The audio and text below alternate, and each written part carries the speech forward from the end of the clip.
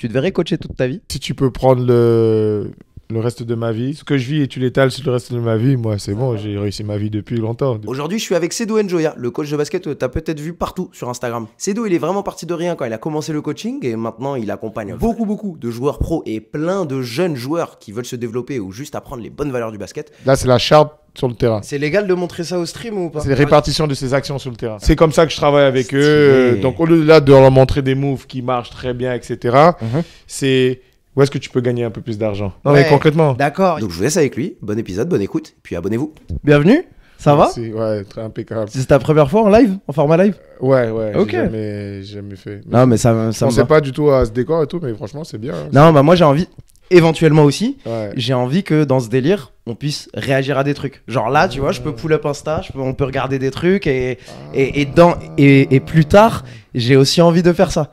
Tu me montres un truc et on peut montrer l'écran. Alors là, tu vois, il a pas là, tu vois, je peux faire un partage d'écran, nous mettre là. Je t'avoue qu'il y a un petit délire comme ça. Ouais, ce serait vraiment bien. Ouais, toi, ça y est, tu te vois breakdown du game film. Non, mais vraiment. Tu te vois vraiment. Du coup, je peux faire une analyse ou montrer des actions. Franchement, c'est pas mal. Dites-nous dans le chat si ça vous chaufferait un jour d'avoir Seydou. Peut-être qu'un jour, on se fera un game film 100%. Tu m'amènes que du game film pendant 1 heure, je kifferais regarder. Franchement, j'adorerais. Moi, je te dirais comment je vois les choses, ce que je demande même. Je suis grave chaud. Ou même aux joueurs pro et tout. Franchement, je suis grave chaud. Seydou, première question pour te présenter à tout le monde. Qu'est-ce que tu fais dans la vie? Ah, j'aime pas cette question. Ah non, mais présentation simple. On fait 10 questions rapides comme ça et ensuite on passe à... bonsoir les gars, j'espère qu'il est là. Et bonsoir.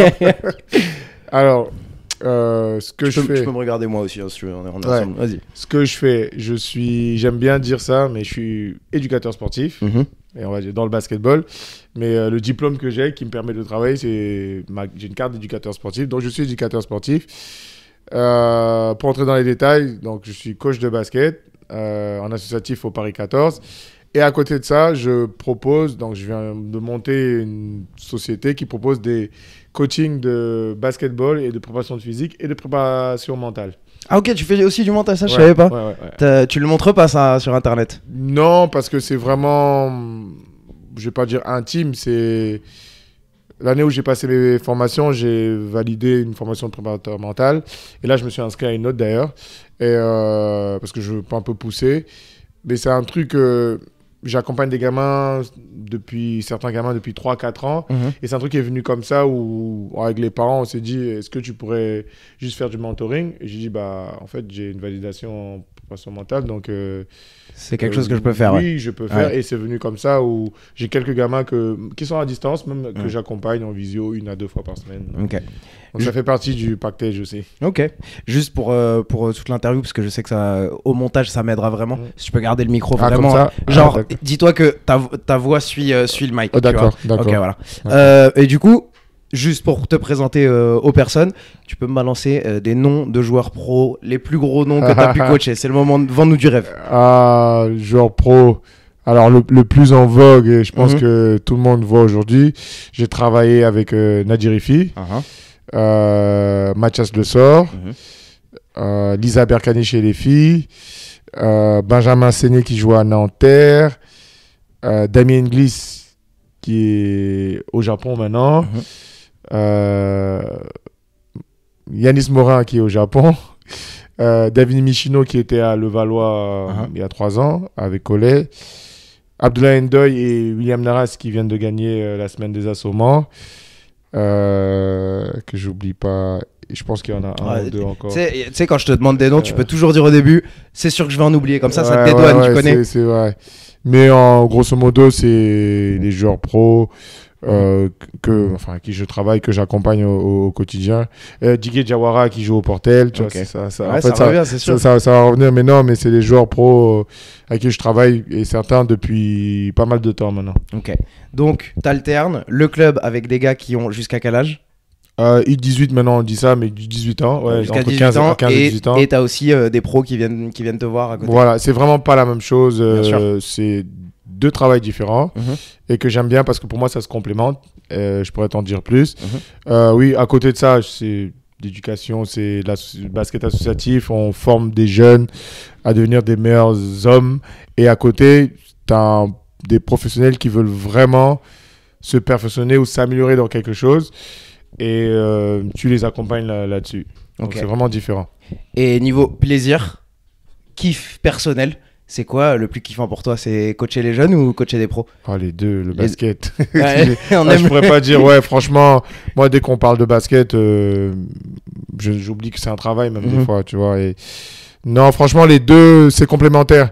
Je suis vraiment. Tu vois, il y a toujours cette petite hype quand tu vois. Bon, c'est facile à dire, mais certains joueurs exécuter ou se comporter de la façon dont tu les as accompagnés. J'imagine avec des pros, Voilà, tu dis une chose et ça va vite, c'est ça? Et surtout quand tu vois 2 semaines après en match, Qu'il l'active. il l'active ou même des fois ça va même à des moves. Tu dis, ah ouais, c'est vraiment cool. Ouais, genre t'avais pas pensé, même toi t'avais pas pensé Que à un ouais, truc. ça aurait pris aussi vite. Maintenant, je Ok. commence à m'y faire et maintenant, enfin, avec de l'expérience, je commence à comprendre que je peux emmener un pro et sur une situation très précise, à lui demander de se comporter d'une façon ou de lire le jeu d'une façon et il l'exécute. Et chez les gamins, il y a ce truc où au-delà du basket, c'est dans le niveau d'exigence que tu peux les emmener et où ils peuvent se transcender. Et ils ne pensaient même pas pouvoir faire certaines choses. Et eux-mêmes, ils ne pensaient pas qu'ils pouvaient être aussi exigeants envers eux et aussi concentrés, des fois, à se concentrer. Et ça, je pense que c'est ce côté qui me... Au-delà du fait qu'ils marquent des paniers, des fois, on exécute des systèmes et tout, mais le fait qu'un gamin qui pouvait être flemmard au mois d'août, et tu le vois super concentré 2-3 mois après, et tu vois, ça a une satisfaction qui... Je pense qu'il n'a pas, non, qu'il ne peut pas s'expliquer. Ouais, voir chez un gamin que t'as shifté un peu sa mentalité, que t'as pu lui apporter ce truc qui lui manquait en septembre. Exactement, se transcender. Je pense qu'au-delà des paniers, au-delà des paniers et du fait qu'on peut gagner, moi, c'est vraiment le truc qui m'anime. Ok, très bien. Moi, tiens, j'enchaîne, je voulais savoir, tu devrais coacher toute ta vie? Ah oui. Genre là, ce que tu fais, jusqu'à quel Mais âge tu tu sais, dois moi, j'ai toujours dit ça, c'est que si tu peux prendre le reste de ma vie, et ce que je vis et tu l'étales sur le reste de ma vie, moi, c'est bon, j'ai réussi ma vie depuis longtemps. Depuis 5 ans, j'ai réussi ma vie. C'est marrant parce que c'est vraiment le même feeling. Ouais, pourtant, ça n'a pas toujours été comme ça. Hein. Moi, j'ai commencé, j'ai parti de Cergy, j'ai fini ma carrière à Cergy, et je suis parti de coacher, juste après, j'ai coaché. Déjà, je coachais des départs seniors filles, donc le plus bas niveau en départ chez les filles, dans le 95, et où j'ai commencé à comprendre qu'il y avait quelque chose à faire. Et l'année d'après, j'ai eu beaucoup plus d'équipes. C'était dur un peu. Et de là, franchement, je ne pensais pas à tout ce business, mais je commençais déjà à coacher individuellement à gauche et à droite. Et de là, franchement, ouais, je pense que je me vois plus que coacher dans le sens où je me vois essayer d'élever le basket, pas qu'ici, mais même dans mon pays d'origine au Cameroun. Je me vois essayer de booster les choses, pourquoi pas créer une académie, etc. Mais je me vois faire ça, ouais, le basket, ouais. Ah, ça me fait kiffer. J'aime trop quand je vois des gens qui se disent ouais, je me vois. Ah oui. Si c'est jusqu'au bout, ça me non, va. non, mais ça c'est sûr, ça c'est sûr. Ça c'est sûr. Non, mais trop bien. Je voulais un petit peu savoir, parce que tu as été joueur avant. Pareil, remettons le contexte. C'est quoi le plus haut niveau auquel tu as joué? Pro A, ça s'appelait Pro A. Ok, ouais, d'accord. Pro A, alors j'ai fait un peu de Pro A et beaucoup de Pro B. J'ai été formé à Nancy, centre de formation, et je suis passé pro 2 ans là-bas. Donc j'ai vécu 7 ans à Nancy. On a été champion de France en 2011 et je suis entré en Euroleague en 2009 une fois. Je me souviens contre le Pana. Mais c'était les meilleures années de Nancy à l'époque. Je sais pas si tu étais au courant, mais à une époque, Nancy avait des grosses équipes. Les finales se jouaient à Bercy à l'époque sur un match. Je sais pas si tu voyais la formule. Ouais, vas-y. Et Nancy, je crois qu'on est allé 3 ou 4 fois dessus. Bercy, c'était la maison pour moi. Après, j'étais dans l'équipe pro déjà très jeune. Et on a gagné une fois le championnat. Et après, j'ai Boulazac, Nanterre. J'ai joué 3 mois à Nanterre. Je ne suis pas resté toute l'année. Bourg-en-Bresse, Boulazac, Le Havre. Et après, une fois à 1 an. Et j'ai fini ma carrière en N2. J'ai joué en Belgique aussi en 2e division une fois. En Suède aussi. Et j'ai fini ma carrière à Cergy en N2. J'ai arrêté. J'ai fait une année d'N2. J'ai arrêté. Ok, d'accord. Est-ce que du coup, toi qui as été joueur, maintenant, quand tu coaches des joueurs, tu te dis ah ouais, lui il pourrait faire un bon coach, parce que t'as des joueurs qui ne peuvent pas du tout être coach, pas de pédagogie, pas forcément l'envie de partager. Est-ce que des fois toi tu coaches des gars où tu te dis ah ça pourrait faire un bon coach plus tard? Alors tu parles des joueurs dans l'entraînement individuel ou de collectif? L'un ou l'autre. Je pense que ouais, il y a des chez les pros plutôt. Alors chez les pros, c'est un peu, il y a certains profils de joueurs, je dirais pas ça comme ça, mais au basket, les plus altruistes, ce sont les meneurs. Et quelqu'un d'altruiste, il est prêt à partager. Ils sont souvent plus emmenés à vouloir partager. Et moi, c'est parti de là. J'étais meneur de jeu sur un terrain, à beaucoup penser à tout le monde sur le terrain, à ce qu'il devait faire. Et j'allais souvent très loin. Moi, je m'entraînais à tout faire comme un pivot à l'intérieur. En plus, je m'amusais avec ton imagination. Elle fait plein de choses. Tu commences à Kobe, qu'est-ce qu'il fait, fadeaway, etc. Bon, moi, je m'amusais à la fin de l'entraînement à faire des trucs que tu ferais pas en match parce que ton coach va te tuer. Mais moi, j'ai essayé de comprendre ce qu'ils font. Les systèmes de jeu, je voulais qu'on ait les systèmes à tous les postes. Tu dois le comprendre à travers l'œil de ton gars. Exactement. Et les systèmes à... T'étais un quarterback. Je pense que j'aurais pu. Toi, t'étais un quarterback. À tous les postes. Moi, je connais... C'est normal pour moi. C'était... Si on annonce un système, je sais ce que le pivot doit faire, l'ailier doit faire. Même si on annonce le système pour le shooter, c'est limite, je sais comment il va sortir pour shooter. C'est pas que je suis shooter. Et tu vois, ça, c'est des choses aujourd'hui. Souvent, j'ai entendu une critique une fois, mais ça, c'est des ragots de quartier. Il y a quelqu'un qui a dit oui, mais c'était pas un très gros shooter. Comment il va apprendre à shooter aux gens? C'est pas si direct que ça, l'enseignement, je pense. Et si on doit même apprendre quelque chose à quelqu'un. Comme je te dis, moi, je sais comment un shooter doit se déplacer. Non seulement parce qu'il n'y a pas que la mécanique au shoot. Et ça veut dire que la trajectoire qu'il doit faire pour se démarquer, je la connais par cœur. Le grand, je la connais par cœur. Et limite, comment il pourrait changer de direction, c'est où maintenant ma folie, ou à le regarder, à essayer des post-moves, des sorties d'écran en fade et tout. C'est comme ça que c'est m'est venu. Et des fois, moi, j'essayais tout seul. Ouais. Pour m'amuser, Bien parce sûr. que je me disais toujours, je vais être le plus complet possible, je vais tout faire. Mais bon, c'était pas le cas du tout. Mais c'est quelque chose qui m'a... Comment dire, j'étais toujours comme ça, à comment on peut faire pour améliorer quelque chose. Ouais. Mais pour revenir à ta question, ouais, j'ai déjà rencontré des joueurs, tu te dis, même l'échange que tu as avec lui, tu dis, ah oui, lui, il pourrait coacher. Ouais, lui, il pourrait coacher. Ouais. Même la façon dont il te répond ou comment il emmène l'entraînement, tu dis, ok. Ouais, lui, il y a lui, quelque il peut chose. coacher. Ouais. Je repasse, il y a une question d'un gars dans le chat. Attends, je te la sors en plus gros. Il demande, ça ressemble à quoi ta semaine habituelle? Alors, Parce que j'ai passé un cap quand même, en toute honnêteté. Mes semaines, depuis cette rentrée, et mes semaines, il y a les 2-3 dernières années, c'était pas les mêmes. Je coach une équipe en moins en club. Et aujourd'hui, j'ai une équipe avec qui je travaille. Et vraiment, j'ai envie de dire, Dieu merci, les rencontres se font pas au hasard. Quand tu dis une équipe, c'est une équipe de coach. Ouais, j'ai un staff de coach avec qui je travaille. Tu vois, j'aime pas le mot assistant même, parce que pour moi, c'est des coachs à part entière vraiment, et qui sont tous doués dans ce qu'ils font et qui ont même leur clientèle aujourd'hui. Donc toi, tu vois. Et donc mes semaines ont changé. Et je suis beaucoup plus dans la structuration dans les bureaux, entre guillemets. Et moi aussi, j'ai, entre guillemets, ma clientèle. Donc, elles sont moins chargées qu'avant. Mais si je vous donne un ordre d'idée, il y a encore 2 ans, je devais travailler presque 10 heures par jour en commençant à un domicile chez... Pierre Cross. Un domicile chez Pierre Cross. Il prend toujours, il a plus le temps là. Non, là, il a plus le temps là. Donc, j'allais chez lui l'entraîner, par exemple. Donc, il faisait un peu de prépa, un peu de boxe, puisque je suis préparateur physique aussi à côté. Donc, un peu de prépa, un peu de boxe. Et ensuite, j'avais une escrimeuse avec qui je travaille, je l'ai toujours, en salle avec elle. Et après, j'arrivais à la Hoops à 11h et j'avais ma série de coaching jusqu'à 19-20h. Et après, je rentrais chez moi et rebelote. Et une année, j'ai travaillé 360 jours. J'ai compté. Comment t'as compté? Je suis tombé malade 3 jours. Et le reste des jours, j'ai travaillé. T'as regardé ton calendrier, 360 etc. jours. Ouais, 360, ouais. Mais ça a vraiment changé et le travail a pris une autre dimension. Il n'y a que ça qui change une carrière. C'est mais... quelques années où Ouais, il n'y a que ça. Ouais. Donc aujourd'hui, c'est beaucoup plus calme. Je suis dans plus de paperasse parce que j'ai des projets qui concernent mon business, mais j'ai de la paperasse à faire. Et bon, c'était pas trop mon truc. C'est le truc de personne, je pense. Mais donc j'alterne. Il y a des fois où moi, je dois aller travailler, aller sur le terrain. Et des fois, je suis en dehors du terrain. Ok, je comprends. D'accord. Donc on s'était vu 2021. 2021. Donc à ce moment-là, c'est là où tu travailles 360 jours par an. Exactement. Ouais. Moi, j'ai envie un peu de reprendre la température. T'as le club, t'as ton groupe de coachs, t'as combien de coachs qui travaillent avec toi? On est 3, ils sont 3, plus moi ça fait 4. Et on a 2 remplaçants, entre guillemets, mais on est 4. Ok. Combien de gens, toi et tous tes coachs, vous coachez? Je vais pas te dire à l'année, mais genre sur l'année 2024, tu penses que t'as accompagné combien de basketteurs de près ou de loin qui sont passés par ta structure?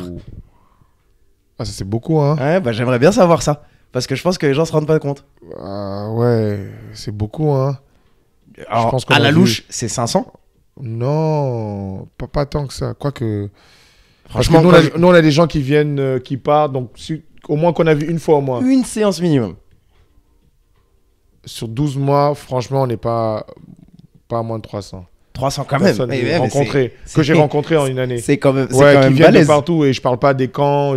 Ouais, non. C'est quand même balèze. Moi, je trouve ça fou. Ouais. Et du coup, aujourd'hui, tu ne prends que plus de monde, je trouve. Enfin, je vois qu'il y a de plus en plus de monde en chez fait, toi. Justement, le fait d'avoir un staff et le fait que...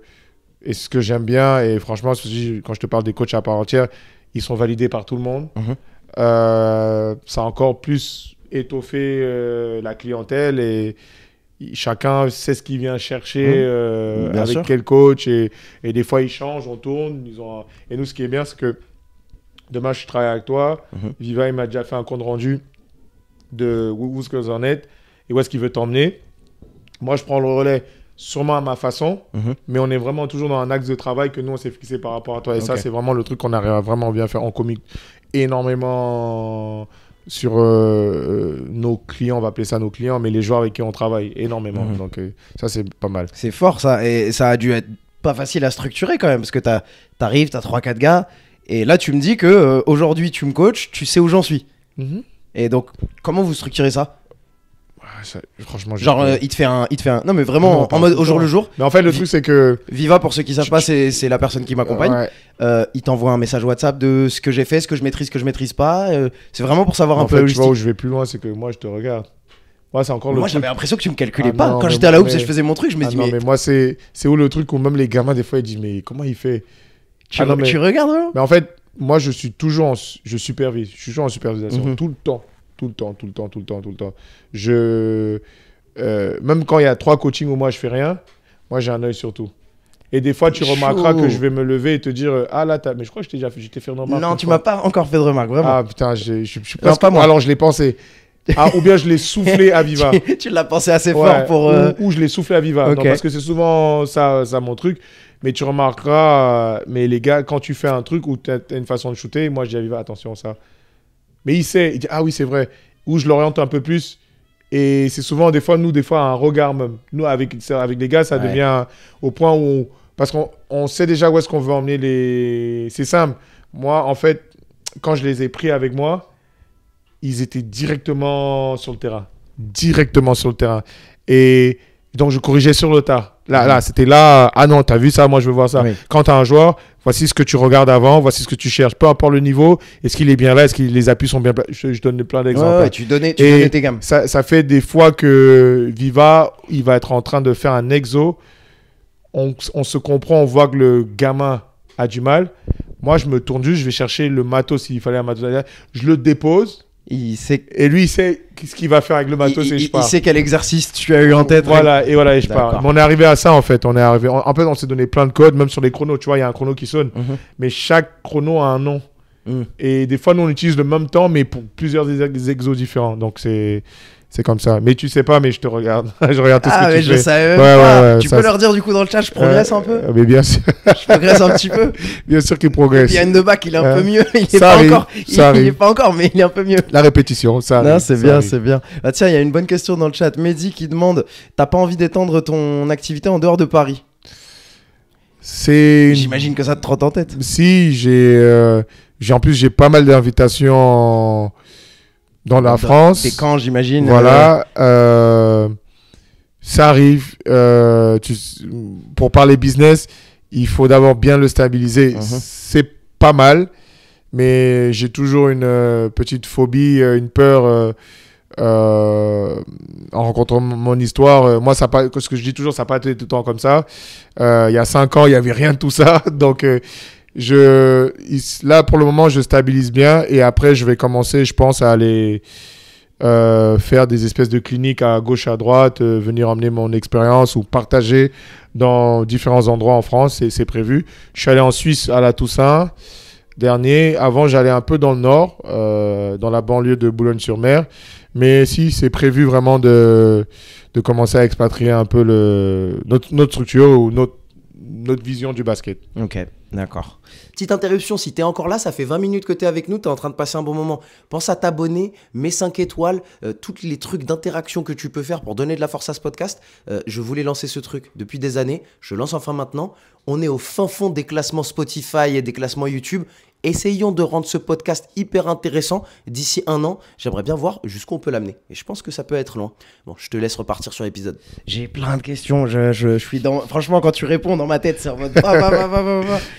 du coup, déjà, je suis très aligné sur le truc de...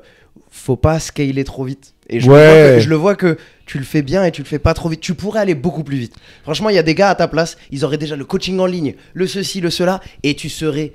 tordu entre 50 trucs. Exactement. Je vais décaler ma cam à moi parce que ça m'énerve, je suis trop à gauche. Voilà, c'est bon, je suis bien. Et je verrais plein de gars qui, à ta place, ils seraient à tirer 1000 trucs. J'imagine que même du branding, t'as plein d'opportunités. Il y a plein de gens qui t'envoient des messages, mais pas tout est bon à prendre. Non. Tu vois ça, par contre, tu vois, sur le coup, et je te jette pas des fleurs, tu dois être... j'ai fait un podcast audio après toi. Mais sur ce format où je m'assieds à quelqu'un, où je parle, je raconte ma vie, tu étais le seul, tu étais le premier. Et regarde mon collab, j'ai fait Nike il n'y a pas longtemps. Tu fais pas 1000 trucs. Non, j'ai toujours... je suis pas influenceur, moi, de toute façon. Bien sûr. Je vais commencer par là. Maintenant, je pourrais, parce que les chiffres, ils ont explosé. Mais je suis pas influenceur et c'est un truc où je prends vraiment mon temps. Et j'ai appris, je pense que... Comme tu dis, moi, j'ai appris à me suffire de ce que j'ai dans un premier temps. Parce que moi, le branding, je l'ai sorti 3 ans après. Et je tire sur personne. Mais moi, je vois beaucoup de gens qui veulent faire ce que nous, on fait. Ils ont déjà une merch. Je dis, waouh, mais une merch, je ne sais pas combien de clients tu as. Tu vois, aujourd'hui, nous, la dernière fois, on m'envoie en photo. À Lyon, une détection. À Lasvel, il y a 2 gamins qui ont un t-shirt de resto et un t-shirt C'est Enjoy à basketball parce qu'avant c'est comme ça que je m'appelais. Et j'ai dit, ah ouais, on va un peu loin, il y a des gamins à gauche à droite. Mais ça, je pense que c'est quelque chose qui se construit. Maintenant, je suis au stade où, comme je dis, je fais la paperasse, je suis dans les bureaux où, ok, je commence à dire l'image, on a créé une marque, le resto. Maintenant, on va commencer à le placer. Le resto, maintenant, on va commencer à démarcher les entreprises, proposer des, comment t'appelles ça, des séminaires aux entreprises. Mais comme tu dis, moi, je ne veux pas brûler les étapes et bien sûr. Step by step. Du coup, ça, c'était une des questions que j'avais écrites pour le début. Je la pose que maintenant. Pourquoi le restaurant? Pourquoi ça s'appelle comme ça? C'est quoi l'idée? C'est quoi la vision? Il y a 2 visions. Parce que moi, mon comptable, il va voir la facture, le restaurant, il va demander c'est quoi. Non, mais t'as vu, c'est le restaurant. Après, c'est coaching sport. Oui, bien sûr, bien sûr. Mais il y a 2 visions. Alors, la première, c'était quand j'ai commencé tout seul, j'étais un peu comme un truck food. Ah ouais, tu venais et tu faisais ton truc. Et je charbonnais. Et on peut se dire que le truck food a pris de la hype. Les gens, il n'y a plus de place. Le truck, on dit, il faut que tu mettes des terrasses. Hey, mets-nous un restaurant. Et c'est parti de ça. Et moi, j'ai grandi dans les cuisines. Au Cameroun, ma mère avait un restaurant. Donc, j'ai toujours vu c'est quoi de la restauration et tout. Et j'étais vraiment parti de... Je suis comme un chef cuistot. Je fais des plats aux gens. Et j'ai tellement évolué que il me faut d'autres cuistots. Et du truck food, on passe à un vrai resto. Et j'ai toujours dit, bon, on va dire c'est le resto. Tu viens au resto, on te fait tes plats. J'aime bien. C'est pour ça que c'est parti de là. Rien à voir avec le basket. Et t'as des mots-clés avec tes coachs qui ont à voir avec la restauration un peu? Non, nous, on est allé loin. Isma, t'as pas encore travaillé avec Isma. Il est très, très fort sur l'aspect mental. Et on est parti où... Moi, je sers souvent de cobaye. Ça, c'est un truc qu'on fait très bien. On a moins le temps maintenant. T'aimes bien tester les trucs sur toi-même, en gros? Alors, nous, déjà, c'est fou. Presque 90%, allez, 19% de ce que je propose, je le fais. Donc, je suis jamais allé à un truc que je ne sais pas faire. Maintenant, nous, ce qu'on faisait, c'est qu'une fois par semaine, par exemple, Ismaël m'entraînait. Mais sauf que les gens ne vont pas comprendre ça comme ça. Moi, je n'étais pas un gros shooter. J'étais un shooter. Aujourd'hui, je peux mettre des shoots, mais c'était pas ma spécialité. Mais sauf que quand tu as fait quelque chose toute ta vie et que c'est ton métier ou que tu dois t'entraîner à shooter tout le temps, honnêtement, je vous dis ça comme ça, on pourra vérifier, 80% des pros peuvent mettre beaucoup de shoots tout seul. Oui, dans un gym tout seul. Ou quelqu'un me renvoie la balle. Oui, voilà, rebond, à un moment donné, t'es dans ton corner. je ne veux pas vous mentir, à un moment donné, bon, en fin de carrière, j'ai commencé à être à droite puisque j'avais moins de physique. Ça s'est fait naturellement. Mais à un moment donné, moi, je ne pouvais pas sortir dans une salle si je n'avais pas mis 10 sur 10 sur 7 postes à 3 points, par exemple. Et ça ne veut pas dire que j'étais super à droite. Mais après ma dernière saison à Cergy, j'avais plutôt un bon pourcentage à 3 points. Vraiment, c'était vraiment très correct. C'est mon plus gros pourcentage, même, d'ailleurs. Mais ça veut dire qu'aujourd'hui, si je montrais à n'importe qui me fait des rebonds et il va me voir shooter, il va dire « Oh !» Mais en fait, non. Moi, je fais ça depuis 20 ans. Ouais. Je sais comment tout seul prendre la balle et mettre. Moi, après, à un moment donné, le shoot, moi, c'était l'aspect mental. C'était même plus une question de mécanique. Et Isma, il m'entraînait. Sauf que quand il m'entraînait, il me dit « Tu mets 10 ici, tu mets 10 ici. » Et après, il dit « Oh, t'es shooter. » Je dis « Non, en fait, vous vous rendez pas compte. Moi, je fais ça depuis 20 ans. Ouais. » Et on est passé à un cap où il commençait à m'emmener des exercices, différents types d'exercices. Et un jour, il m'a tellement stimulé. Et je pense que c'est un protocole qu'on fait à tous les pros. Il pète les plombs. Ah ouais? Ah ouais. Et genre, c'est quoi? Ça le fait sortir de sa zone de confort, en fait, mentalement, etc. En fait, c'est soit nous, on voit tout de suite si tu as du mental ou pas. Et nous, c'est marrant. Donc, en gros, t'as un vrai shooter qui vient. Tu dis, allez, on va te tester, quoi. Ah non, mais oui. Et des fois, on voit même que entre la mécanique et l'aspect mental, tu n'y es pas. Et nous, on en a qui pètent des plombs, qui me disent, mais c'est quoi, on recommence ou machin. Ah oui, parce qu'il a l'habitude. Il a l'habitude d'être dans son gym et de... Oui, ou même, on l'a déjà stimulé, je pense. Mais je pense qu'on a rarement stimulé des gens comme ça. Et est venu un premier surnom, quand Isma, il a fait ça, je commençais à l'appeler docteur. Ah ouais, je l'ai Docteur Isma. Ah, parce que c'est vraiment du travail mental. Non, et tu vois, c'est fou parce que moi, j'ai un vécu, j'ai un passé... J'ai fait beaucoup de choses, j'ai 10 000 vies. Et Isma, il a fait une remarque de fou, c'est que je vais pas spoil, je peux pas spoil, mais à un moment donné, il fallait que je mette plus de 56 shoots d'affilée. D'accord. À un moment donné. L'exercice, il est très fou. C'est lunaire. Ah non, il est... Ou 56 shoots, il y a un peu de tout. On était encore à 2 points. Non, on était passé à 3 points. Donc 56 shoots à 3 points. Oui. Mais t'inquiète, on a eu un record à 37 shoots d'affilée. En fait, d'accord. On arrive à emmener des gens dans des zones où ils ne pensaient pas qu'ils étaient capables de le faire. Waouh. Ah, je te promets, hein. Moi, j'ai mis 22. Je n'avais jamais fait ça de ma vie. Ok. Mais attends, tu peux pas... C'est votre sauce, donc tu peux pas me dire c'est quoi le drill. Non, ouais, je peux pas te donner les ingrédients. Non. Il y a rien. Mais je pense qu'un jour, on fera un live sur le terrain et on prendra un pro. Pour montrer ça. Il faut que les gens... Et moi, j'ai appris ça des sports de combat. On dit être dans la zone. En fait, nous, il y a plein de choses qu'on arrive à faire pour stimuler, pour emmener des gens dans une zone où ils ne pensaient pas qu'ils pouvaient entrer dans une zone de concentration. Et en fait, Isma, dans mon regard, il a trouvé... C'est comme si j'étais plus là. Et c'est comme si les 50... Je crois que c'était 70, mais je ne vais pas mentir. C'est comme si j'allais les faire. En fait, j'étais persuadé que j'allais les faire. Incroyable. Mais c'est que ça va loin. La première fois, j'ai eu du mal parce que quand tu te déconnectes, même la mauvaise passe ou le ballon qui vient à gauche, tu le sens. Et tu peux partir en vrille. Et la deuxième fois où je l'ai fait, le même regard, mais sauf que j'ai fait abstraction de tout ce qu'il y avait autour de moi. C'est-à-dire que tu pouvais mettre qui tu veux devant moi. Tu peux faire moi, c'était le ballon et le cercle. Ouais, tu peux te faire la passe qui est un peu basse. C'est pas mon problème. Moi, je me concentrais. Et c'est fou, hein, c'est fou. Et tu vois, c'est assez... ça que les surnoms, les noms... Mais on a dit docteur. J'ai dit doc. C'est le premier que j'ai... Là, je me dis Dr. Grind. Parce que... Bon, incroyable. Voilà. Mais c'est le premier, j'ai dit docteur. J'ai dit, mais il est fou, lui. Ah ouais, donc et il a emmené des choses comme ça. Et quand il a testé sur moi... Et des fois, nous, franchement, en fonction du niveau du pro, on sait si on lui propose ça ou pas. Okay. Et des fois, c'est pas forcément le plus adroit, mais quand on voit qu'il a quelque chose là-dedans, mentalement, il va étudier, on dit, on y va. Ah là là. Ah oui, c'est... Ouais, c'est ces petits trucs qu'on arrive à mettre en place. Et tu vois, c'est des trucs qui s'apprennent pas. C'est des trucs sur le tas, lui, il s'est dit comment il peut nous bonifier. Tu vois, tu vois, c'est des petits trucs comme ça où on cherche et c'est pour ça que ça n'a pas le prix. On s'entraîne, on travaille, on note, on prend des notes. Tu vois, là, non, lui, il est pas prêt pour ça mentalement. Et des fois, on a des belles surprises. Tu vois, même Nadir, on l'avait spoilé un peu, donc il a plutôt bien fait. Mais Nadir, j'avais partagé une vidéo, si tu te souviens, où Nadir il pétait les plombs et tout.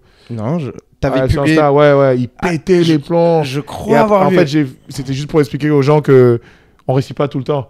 Et Nadir, je me souviens, on avait mis 3 heures dans la salle. Il ratait, il criait, il insultait tout le monde et tout. J'ai dit, calme-toi, donne-moi des Parce que trucs. tu lui as fait ce. On n'était même pas à ça, c'était un peu plus compliqué que ça. Physiquement, ça demandait un peu plus d'énergie.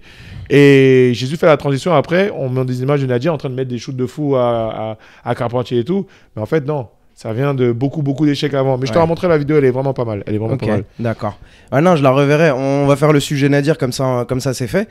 Il a ces moments où il est complètement inconscient, lui. Il y a des moments où, pendant un quart temps, il va mitrailler, ça va rentrer. Un coup de chaud. Le shoot, il est Un coup de chaud. comme ça, le step back plus le.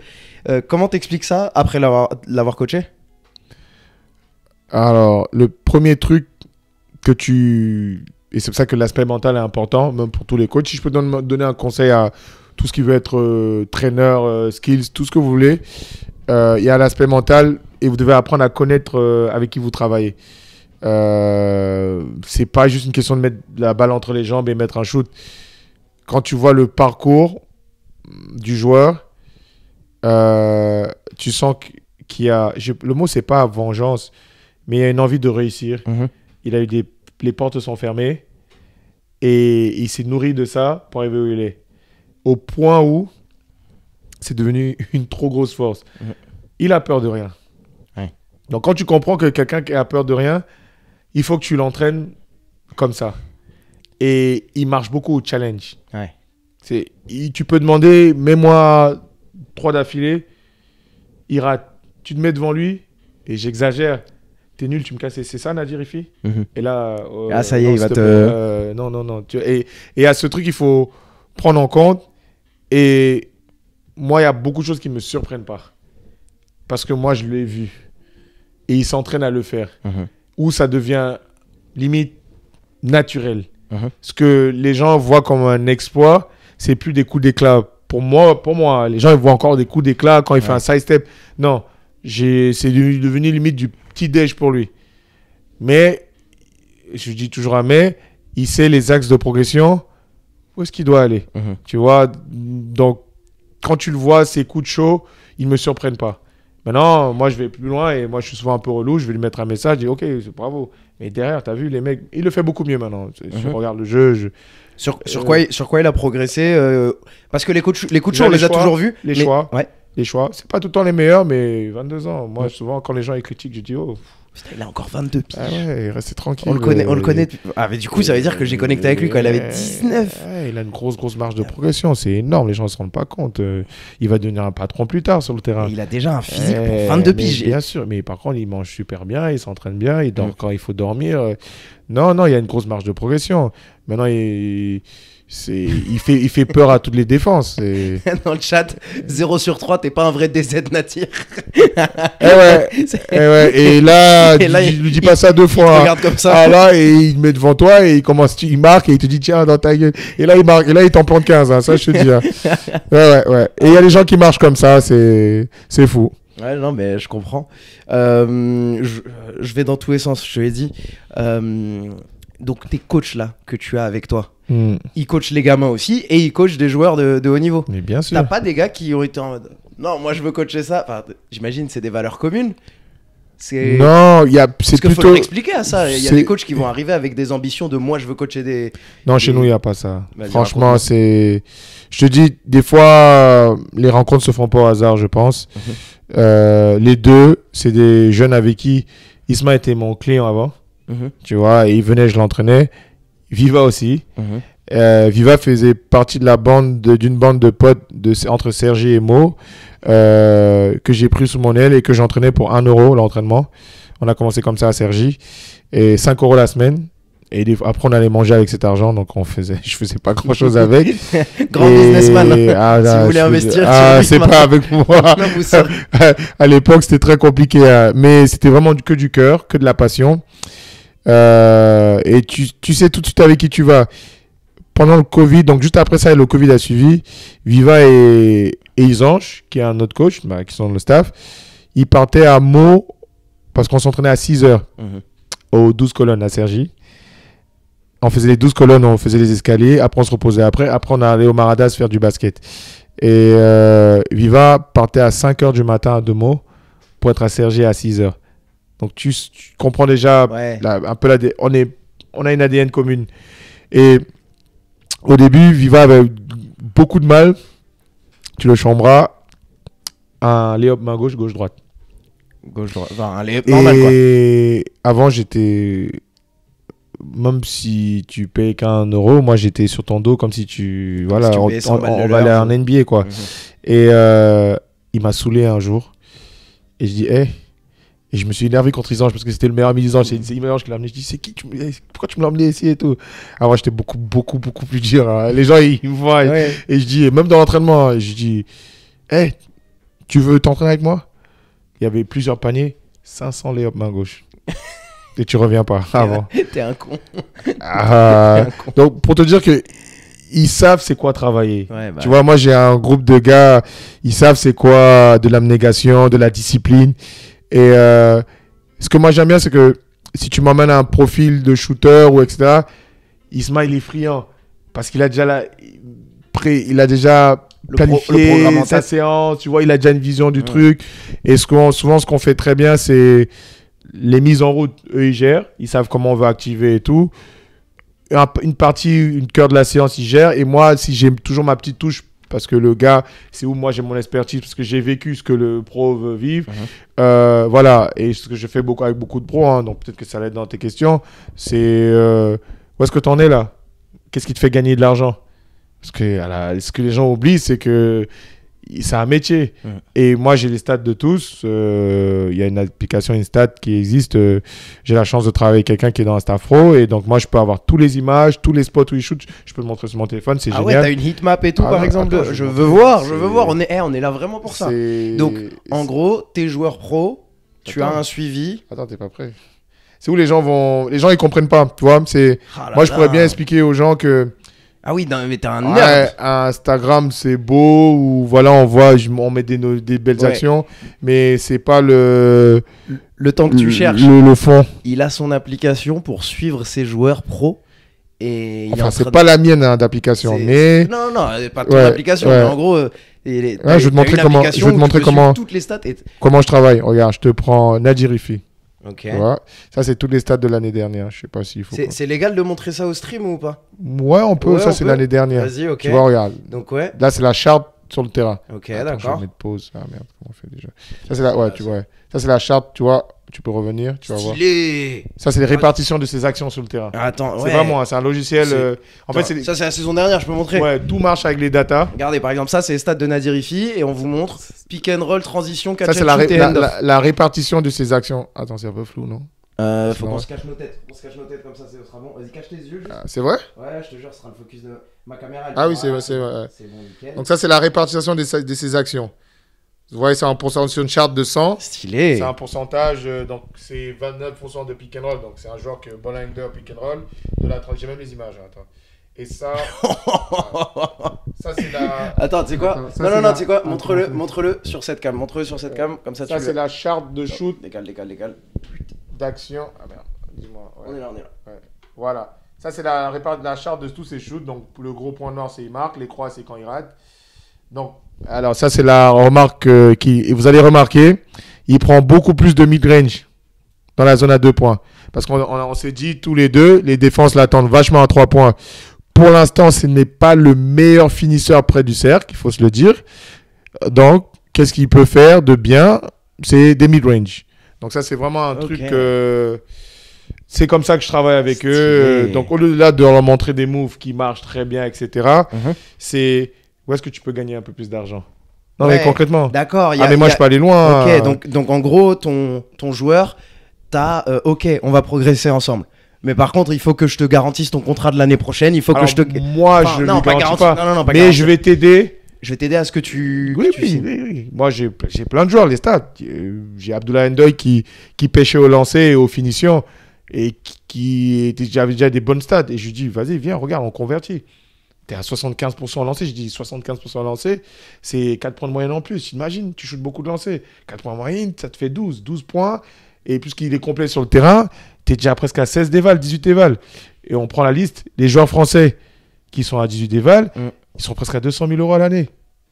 Ouais. Tu vois, c'est... J'ai capté, tu lui fais son équation. Ah oui, oui. Mais non, et en plus, tu sais, ça prend un sens comme ça. Parce que des fois, les joueurs ont un ego, ce qui est normal. J'ai encore la chance, j'ai été professionnel. Donc et ils me connaissent, et certains, même non, ils acceptent que je parle. Parce que c'est pas évident aujourd'hui de dire à un gars, t'es pas bon au lancer. Ouais. C'est son métier en fait. Et, tu vois, mais j'ai cette approche où je sais comment tu peux gagner un peu plus d'argent. Donc viens, on fait juste ça, les équations. Et à la fin de l'année, tu as plus d'éval, tu peux te négocier mieux qu'avant. Et tu vois, et c'est très très simple. Et là, tu parles français. Et voilà, et tu vois, quand je vais lui dire un truc, il va pas passer par 4000 chemins. Bien sûr. Et c'est pour ça que moi j'aime bien souvent, tu vois, Mathias de Sort, ce que j'adore, c'est que tu vas penser à lui. Moi, je regarde tous ses matchs. Bon, il est blessé, et c'est ça aussi. Moi, je regarde tous les matchs. Donc, les actions, elles sont là. Ma mémoire visuelle, franchement, c'est un don. Hein. Je te dis, je peux pas. J'ai presque toutes mes actions, même de moi quand j'étais joueur il y a 10 ans. C'est juste incroyable. Okay. Et des fois, je vais l'identifier à l'action d'un gars. Souvent, j'ai mes vidéos à moi et je lui montre, tu vois, moi, j'avais fait ça. Et je vais savoir quoi lui dire. Et des fois, il m'a dit, mais comment tu as la réponse là? Mais je l'ai vécu l'action avant.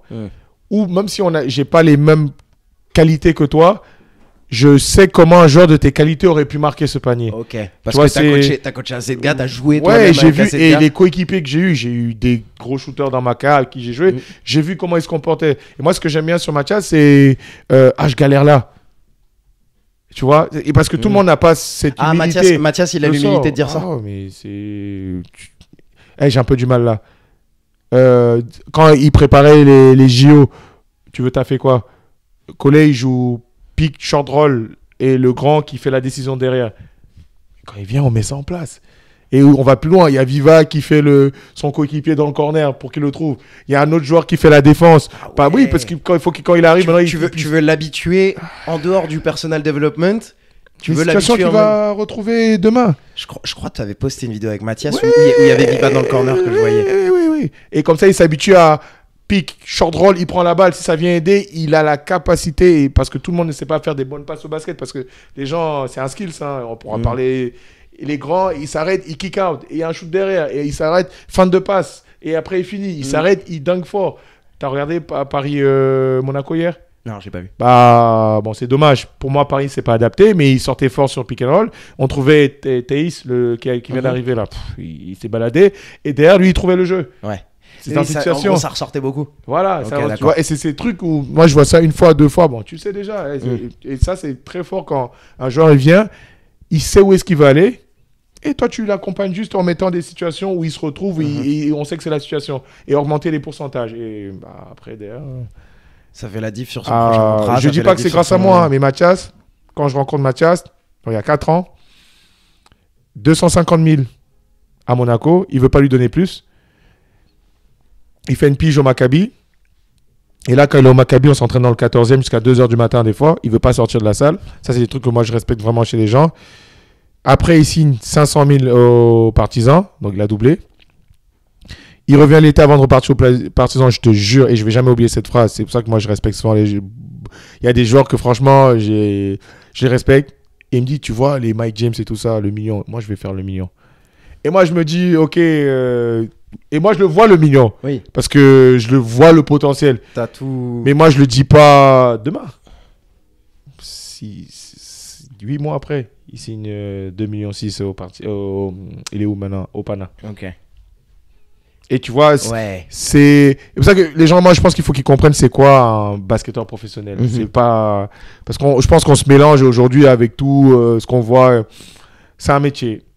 Et c'est un métier, et les joueurs sont vraiment jugés en fonction de l'apport qu'ils peuvent emmener à une équipe, le plus-value, mais souvent leur performance.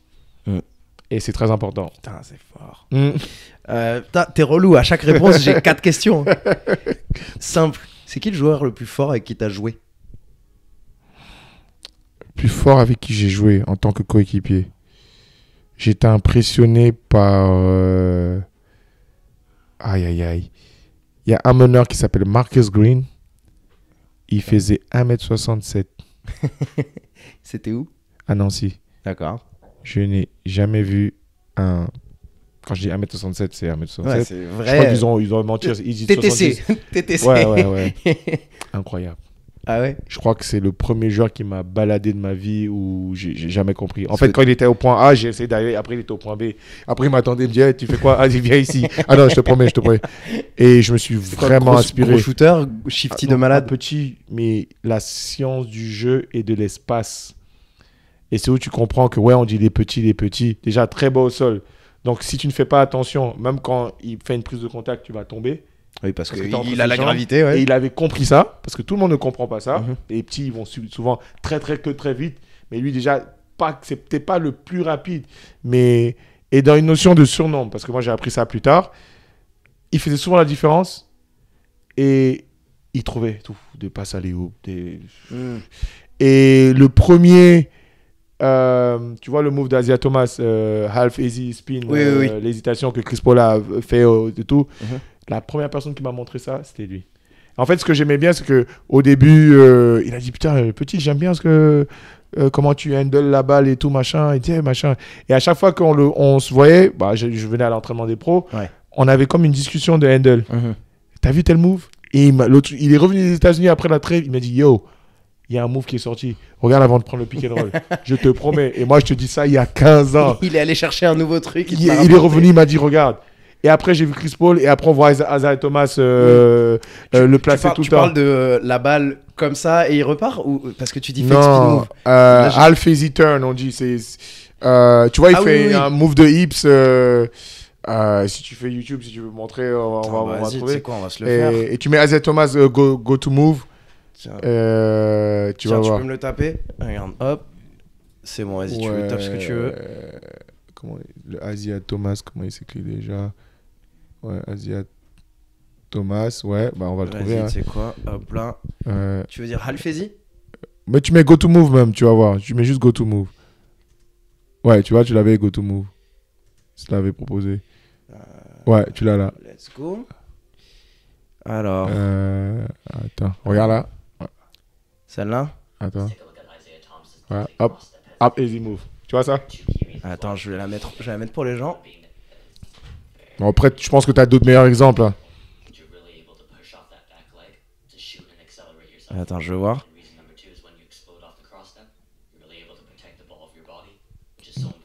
Regarde, pose le pied, hop, et tu pars. Ok, ouais, tu vois, d'accord. Et Chris Paul le fait beaucoup avec la tête.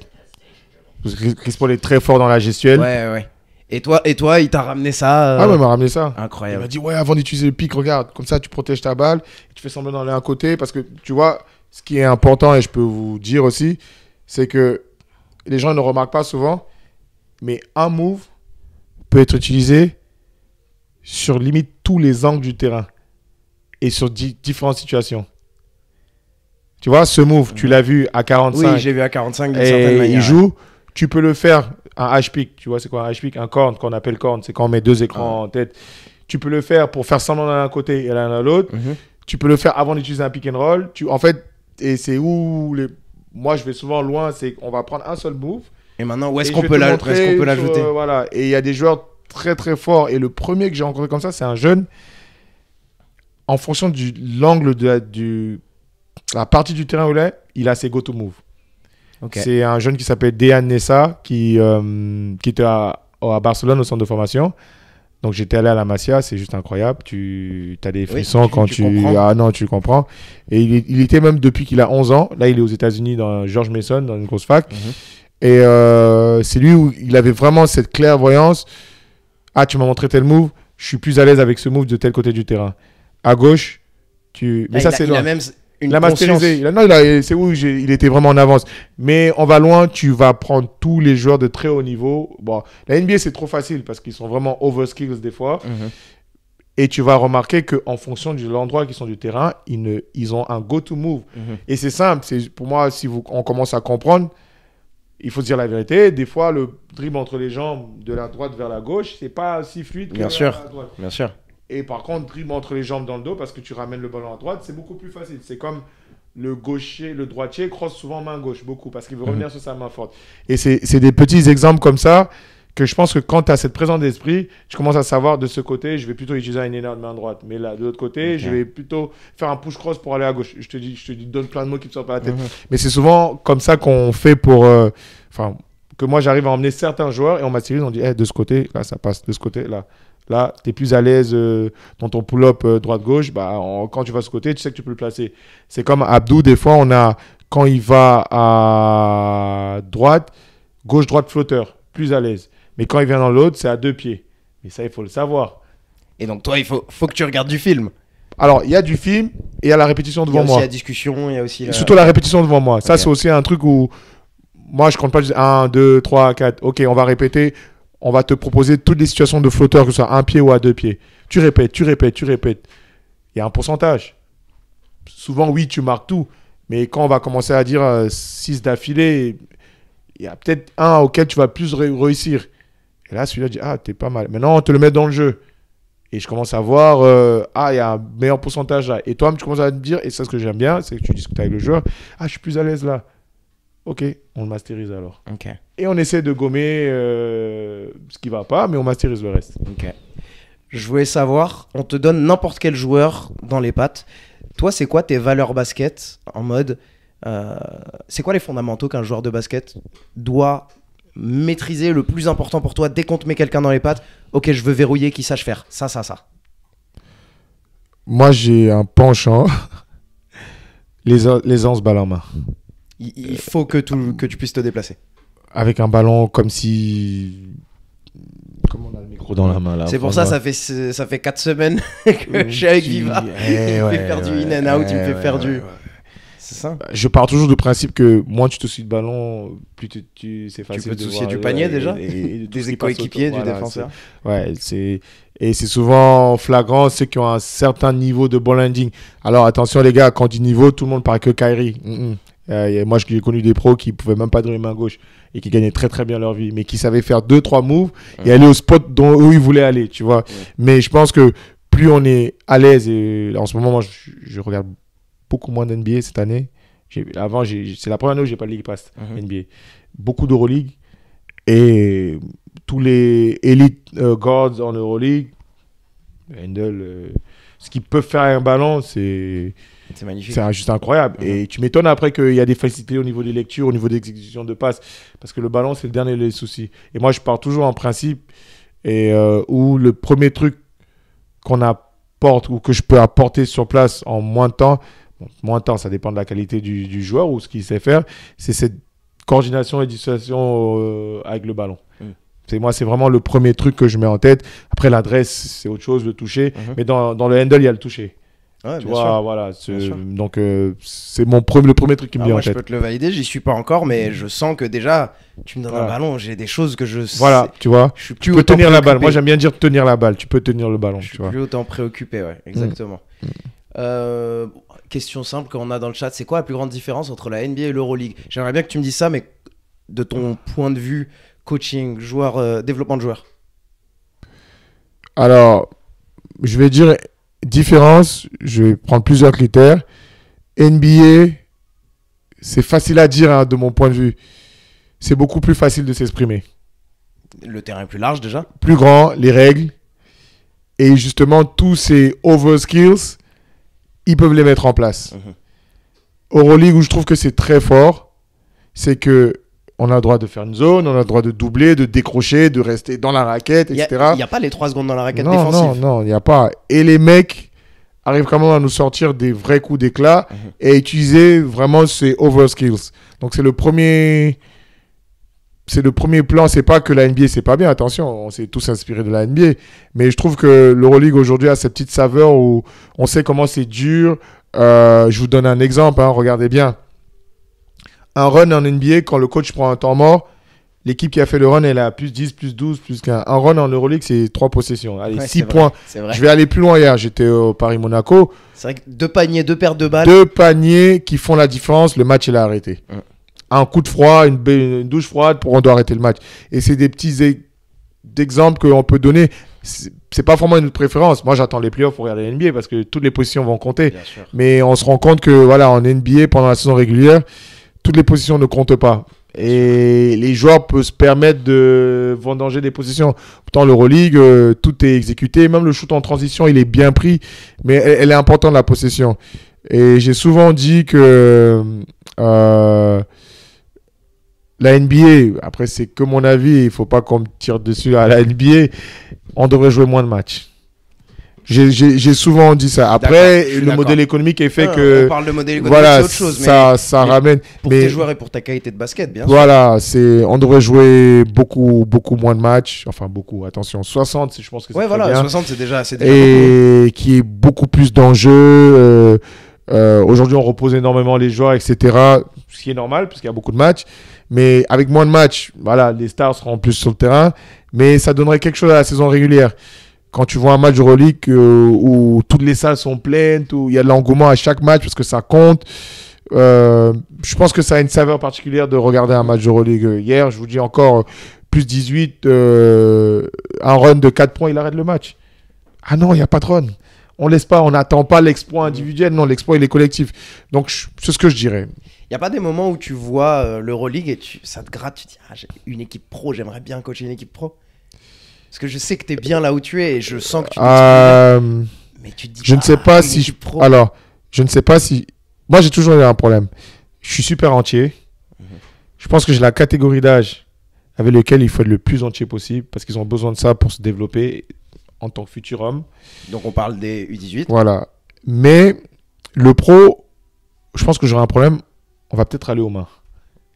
Alors, l'Euroleague, et je ne suis pas un grand coach d'Euroleague, attention. Moi, j'aime bien Obramovic ou ses coachs qui sont super entiers. Mais ils ont une très bonne relation avec leurs joueurs. C'est pas personnel. Mais attention, les joueurs ont le salaire qui va avec. Et les coachs les développent énormément. Non seulement il va t'inciter de tous les noms, mais il va t'apprendre quelque chose. Mais je pense que moi, aujourd'hui, si tu me mets avec un groupe d'adultes, déjà même les U20, je pense que ça va être limite, on va peut-être aller aux mains. Ils vont vouloir me frapper. C'est simple parce que je ne vais pas me jeter des fleurs et je vous promets, je n'ai jamais triché sur un terrain de basket. Je pense que j'ai triché pour d'autres choses dans la vie, mais je n'ai jamais triché sur un terrain de basket. Et je sais quand quelqu'un triche sur un terrain de basket parce que moi, j'ai vu des gens tricher et ça m'agaçait. Et ça veut dire que mes gamins en club, ils le voient. Tu peux pas tricher. Tu peux pas me sortir un mytho. Pourquoi t'as pas plongé sur le ballon? Tu peux pas me trouver des excuses. Et ça, les joueurs sont souvent de mauvaise foi. Surtout quand le business il commence, quand il y a de l'argent en jeu, c'est jamais la faute de personne. Et ça, je pense que je pourrais pas l'accepter. Je comprends. Et peut-être qu'il me faudrait un recul pour m'exprimer d'une façon avec eux. Mais moi, je pense qu'aujourd'hui, tu me mets un groupe pro d'adultes et qui sont y a pas de la mauvaise foi. Ah non, ça va pas passer. Mais je comprends totalement. Comme il y a des coachs qui sont des coachs de NCAA et pas de NBA et c'est totalement OK. Exactement. Et ils sont bien meilleurs là-dedans. Voilà, donc peut-être qu'avec l'âge, je vais apprendre aussi à avoir cet œil business. Et par exemple, souvent dans des équipes, et moi pour être en pro, je l'ai vécu, le joueur américain mieux payé fait entre guillemets ce qu'il veut. Et bien tout sûr. Le monde peut vous dire ça. Bien sûr, en NBA, on le voit. Les équipes qui grattent le bas de tableau, la Rosta qui fait ce qu'elle veut. Voilà, et encore, je vais aller loin parce qu'à ce niveau, même si c'est pas normal, le salaire justifie la raison, si tu veux. Mais moi, je me suis déjà trouvé en France où le meneur américain devant moi, sa balle perdue ne compte pas. Et moi, ma balle perdue, on dirait, elle compte 5 balles perdues. Bien sûr. Et ça, c'est des choses que c'est dur pour tout joueur français d'accepter ça. On te met à ta place. Et moi, en fin de carrière, j'ai un peu du mal et j'ai commencé à beaucoup parler. Ça m'a desservi. Mais je pense que ça, j'aurais du mal. Mais peut-être qu'avec l'âge, je vais aussi apprendre. Je ne voudrais pas me dénaturer. Ce côté business où, lui, il gagne 3 fois plus que lui, il peut faire plus d'erreurs. Après, on peut les comprendre, attention, parce que plus on met de l'argent sur un joueur, plus il doit être performant. Ça va avec. Je comprends. Mais moi, j'aurais voulu une certaine équité, dans le sens où on juge l'humain d'abord. Et certaines franchises, même NBA, tout le monde n'est pas comme ça. Les Spurs ont été comme ça pendant longtemps. Popovic a fait un très bon boulot où, ok, star, mais il y a une certaine conduite à avoir. Mais en fait, c'est simple, de star, t'as une conduite à avoir quand ta top star, c'est Tim Duncan et que lui, il écoute. C'est comme en NFL, quand Bill Belichick, il peut insulter Tom Brady, bah tous les autres derrière ils suivent. Ils vont s'aligner. Mais c'est seulement parce que ta star Ils le vont fait. s'aligner. Et tu ne peux- Exactement. Et ça s'applique pas si Exactement. une autre star est Eh différente. oui, exactement. Et puis facile chez les Spurs quand t'as Manu Ginobili drafté second tour, Tony Parker Tony qui Parker. vient, on lui parle pas pendant toute la première saison. Ouais, c'est bon, là t'as une dynastie qui tourne. Ouais. Mais On est d'accord. Mais par contre, dans 90% des autres cas, non, ça se passe tu pas peux comme pas. ça. Ouais, ça Tu se peux passe pas. comme ça. Et bah, même Golden State ont eu Ouais. un très bon run. Ouais, parce Et on que- a vu parce avec que- Jordan Poole comment Ouais, ça mais a explosé un parce que peu. Steph Curry, à deux doigts, ils tradaient. Ouais, À deux doigts, ils s'en débarrassaient. Donc même si c'est devenu celui qui est devenu, c'est il doit vrai. se tenir. Ouais. Avant que moi j'aille vers le club, parce que je peux pas te garder toute la soirée, il y a une question simple, peut-être que tu vas juste dire non. On me demande, est-ce qu'il y a des coachs dans d'autres disciplines, comme par exemple le foot, qui t'ont inspiré, ou t'es que dans le basket? Non, Tu regardes plus José jeune. Mourinho, un truc? Merci. Plus jeune, parce que je regarde presque pas du foot, hein, je suis perdu. Mhm. Mais plus jeune, j'aimais la classe de Mourinho. Comment il s'appelle? Clever, qui a joué au Barcelone. Là, ça remonte. Te tourne pas vers moi pour demander Ah, du foot. mince. Te demande pas. J'ai aimé Zidane. Ouais. Un entraîneur de boxe, là. En fait, moi, je regarde vraiment tous les sports. Et oui, non, il n'y a pas que le basket. Franchement, Okay. j'essaie de toucher un peu à tout. Je regarde. Je suis moins curieux du foot, mais je regarde un peu tout ce qui se passe. Je veux passer sur le club parce que moi j'ai trop de choses à te demander sur Allez. le club. T'es connu sur Instagram. On te voit hurler sur tes joueurs. T'as une étiquette maintenant sur la tête un peu. Tu sens que quand tu rentres dans les gyms, les autres coachs oui. te prennent. C'est quoi la vision que les gens ont de toi quand ils voient de loin? Elle est partagée. Hein. Je comprends. On a déjà entendu de tout. Hein. Mais en fait, c'est que je pense qu'il y a des gens qui se donnent une image sur les réseaux. Et vous pouvez demander à ceux qui sont à mon quotidien ce qu'on voit, c'est même pas assez sur les réseaux sociaux. Donc, pour dire que je suis déjà une personne très dure avec elle-même et qui ne s'ouvre pas à tout le monde. Donc, c'est comme ça. Donc, moi, quand je viens au match, des fois, on rigole, on se chambre avec mes gars.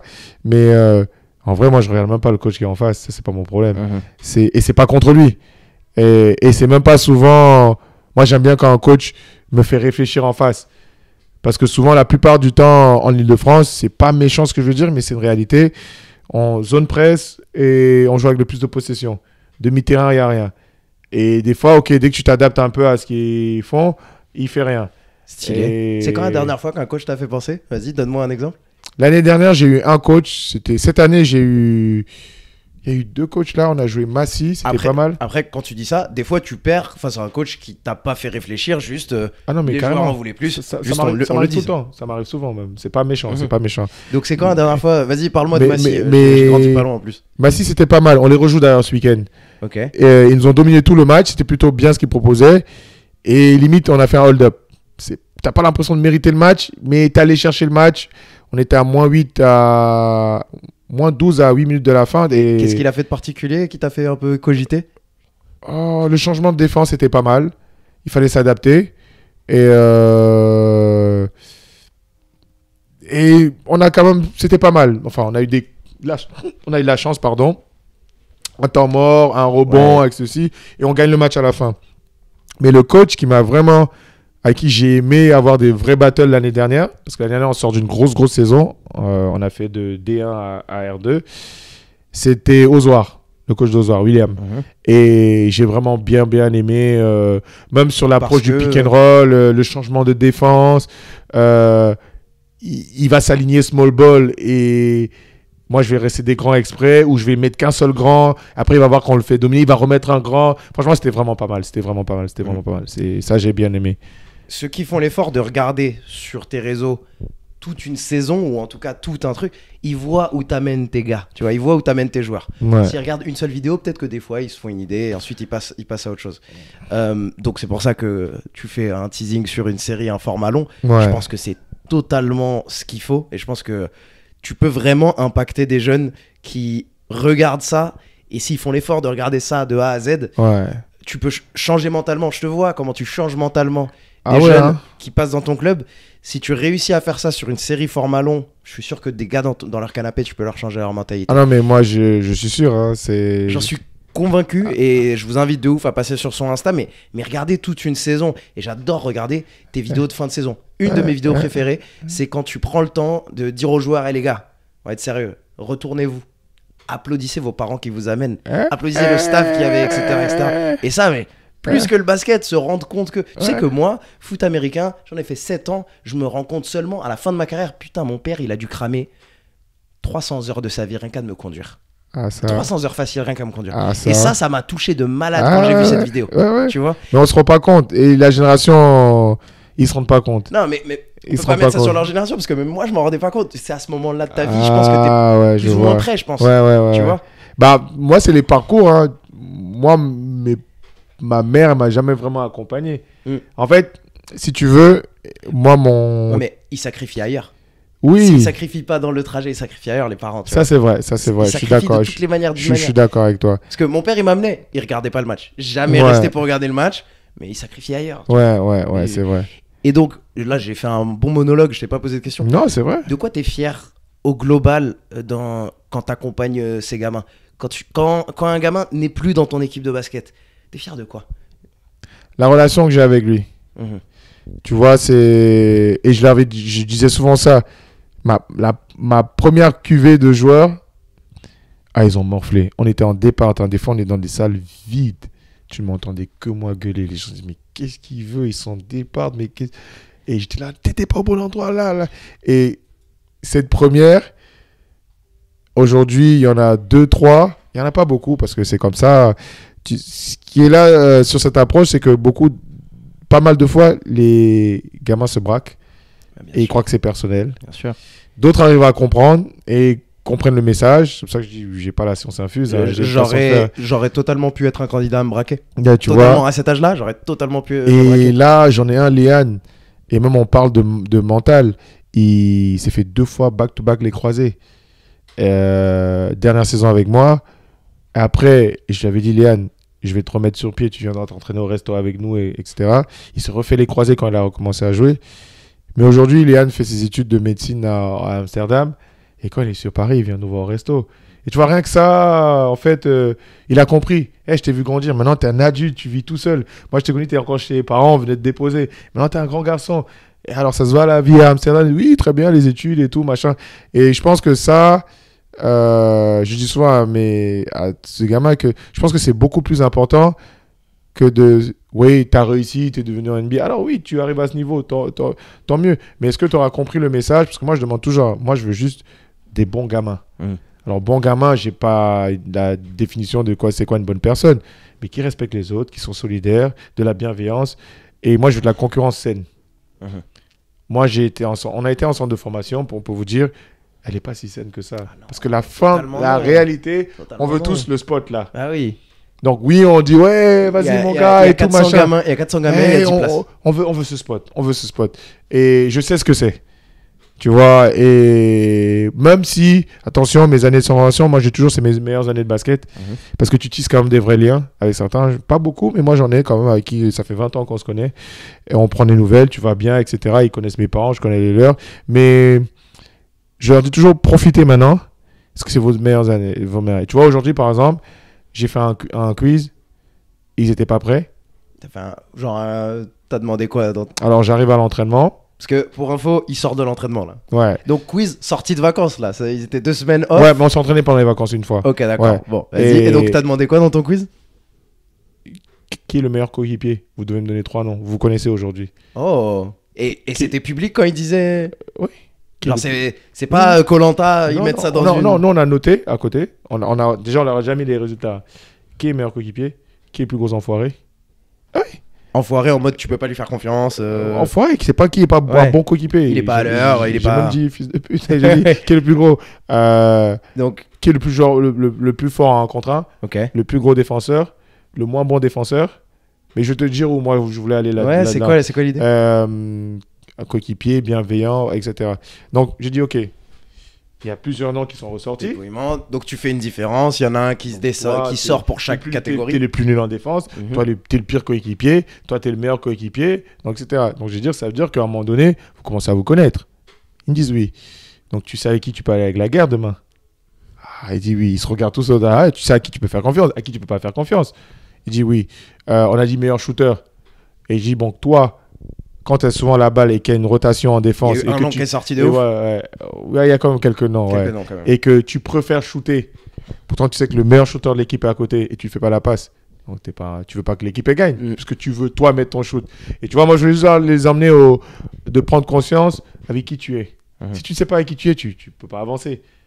Tu vois. Et je suis même allé plus loin.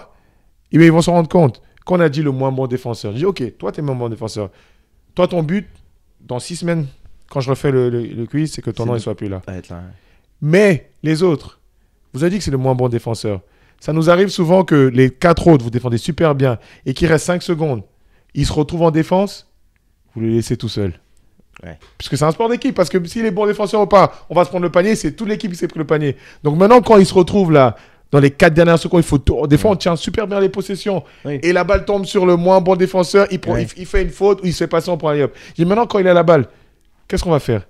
Et naturellement, on va l'avoir en tête. Ouais, on va un peu plus entrer en défense. Ah ouais.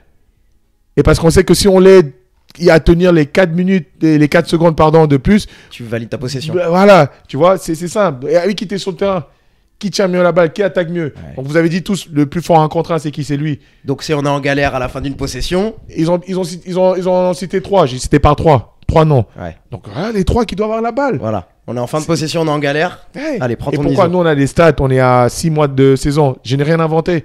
Si encore on se découvrait, là on a les stats. On sait qui shoot mieux, qui shoot pas mieux, qui perd plus de ballons. Et tous ils ont dit. Je dis bon, donc vous connaissez.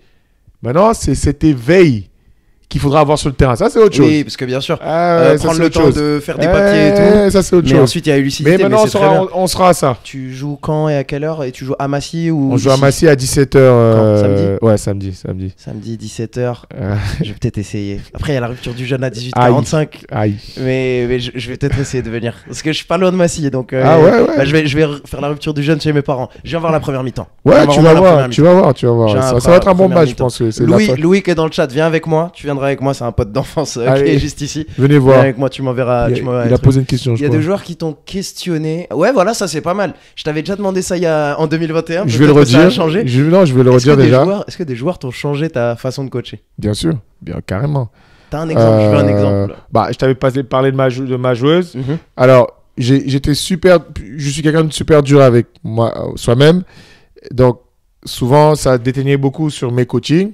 Mais sauf que souvent, les gens, ils voient un gars passionné et l'énergie, elle te prend. Tu dis, OK, il est dur, mais il est fou. Voilà. Mais sauf que j'ai coaché les filles, des femmes, de basket féminin, et elles ont besoin d'un peu plus que ça. Pas qu'elles se des chochottes, c'est juste que elles sont beaucoup plus cérébrales que nous. Nous, les mecs, on y va. Non, il faut qu'elles comprennent beaucoup plus les choses. Et elle m'avait fait la réflexion, je suis meneuse de jeu, tu discutes même pas plus que ça avec moi. Pour moi, juste le fait de la guider, parce que je guide beaucoup souvent les meneurs, je leur facilite la tâche. Pour moi, c'était un échange. Non, elle m'a parlé d'échange, d'un vrai échange. Et ça m'avait remis en question et je me suis dit... D'échange un peu plus humain, quoi. Voilà. Et parle-moi d'autre chose que du basket. Voilà. Et avant, je ne checkais même pas les joueurs. Déjà, même en entraînement, je ne checkais pas les joueurs. Là, j'ai instauré au resto, quand tu joues les lancers, tu vois, quand tu joues les lancers, on te check. Ouais. Des fois, nous, ça va plus loin, on check tout le temps. Je l'ai eu avec Vivaldi. Et tu sais que quand je l'ai checké, j'ai fait... Bah, moi, je t'avoue, ça me fait quelque chose. Oui. Bah, moi, ça me fait quelque chose de checker le coach. Oui. Tu vois, moi, mais si tu me mes premiers coachings, tu aurais dit, mais. À quel moment il va me dire c'est bien? Je suis pas ta cheerleader, quoi. Oui. Non, oui, même tu vas dire, mais à quel moment il va me dire c'est bien? Tu vois? C'est pas que c'était pas bien, mais. Ouais, quand tu fais quelque chose à un certain niveau depuis 20 ans, moi, il n'y a pas beaucoup de choses qui m'éblouissent, pour te dire. Au contraire, ce qui m'éblouit, c'est la concentration et l'abnégation que quelqu'un va mettre dans un entraînement. Ça, je suis... Mais que tu dribbles bien et que tu shootes, ok. T'as pas encore vu mon fado et c'est pour ça. Ça date, pas encore bien vu. Je suis impatient, tu vois. moi aussi, je le cherche. Mais il y a ça qui m'a vachement qui m'a emmené sur une autre vision. Et les U17. Je me suis rendu compte que je suis très entier, des fois très direct. Il y a des gamins avec qui je dois apprendre. Je vais toujours garder ma fermeté, ça c'est sûr. Mais avec qui je dois prendre un autre angle pour leur parler. J'ai appris. Ou utiliser d'autres outils pour les mettre dans le bain. Tout le monde n'est pas, je te rentre dedans, on y va. Voilà. Et ça aussi, j'ai appris. Et d'ailleurs, ce qui est intéressant dans ce que je fais tous les jours, parce que je suis au contact humain, une relation humaine qui se fait. Et ça, c'est grave cool, je trouve. Moi, j'aimerais bien, parmi tous tes gamins, un exemple, un gars que tu as pris en septembre, la première fois que tu l'as vu. Ah, tu le vois, il manque ça. Et t'as été sur son dos. Ça a été pas facile. Et aujourd'hui, il t'en remercie de ce changement. Est-ce que tu peux me donner un nom? Donne-moi un en particulier. Alors, c'est sûr que t'en as plein. Il y a un gamin que j'ai rencontré. Il était minime départ à Sanois. Sa mère l'a emmené sur un coaching individuel. Il devait faire 15 kilos de plus qu'il fait maintenant. Et on a juste commencé à s'entraîner. Il venait tous les mardis pendant presque 2 ans. La deuxième année, j'ai dit à sa mère, écoute, moi je suis en départ. Est-ce qu'il peut venir en 17 départ? Elle m'a dit pourquoi pas. Donc ils sont venus. Et 2 ans attends, tu lui demandes ça parce qu'il avait un niveau trop haut, entre guillemets, pour être en départ ou c'est... Non, parce que je suis en départ, donc ça change rien. Tu seras à Sanois en départ aussi. Ok. Ça te dit de venir? Puisque je te connais maintenant, c'est un gamin que j'avais en entraînement individuel. D'accord. Et j'ai vu, il a commencé à se développer. Et je lui dis, ça te dit de venir? Sa mère a dit pourquoi pas. Et aujourd'hui, il est en U18 de France au Havre. C'est pas mal. Et il y a quoi chez lui? C'était quoi les boutons que t'as dû... C'est quoi les boutons chez lui que t'as dû toucher un petit peu? J'étais très T'as été dur avec lui.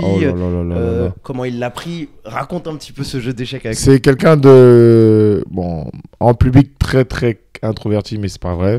Chez lui, pas pareil. C'est un con en vrai. Ouais. Mais humainement, c'est une très, très belle personne. Et je pense que son succès, c'est l'humilité qui fait son succès. Tu vois, quand quelqu'un est star de l'équipe, mais il ne veut pas plus de responsabilité, d'être sur la lumière que ça, sous les projecteurs, ça change tout. Et c'est d'où le succès de notre équipe l'année dernière, en général, parce qu'on avait 3-4 personnes comme ça qui performaient énormément, mais... Sans demander à la lumière. Ok, bah ouais, c'est cool, on a performé, on retourne à l'entraînement. Et tu vois, et ça, c'est un truc chez lui, je pense pas qu'il se rendait compte à quel point il avait progressé. Ah, ok, d'accord. Parce que moi, je le voyais de plus en plus. Et c'est un gamin que j'ai bourré de vidéos. Mais en fait, nos conversations, je peux te montrer, c'était incroyable. C'était Nando De Colo.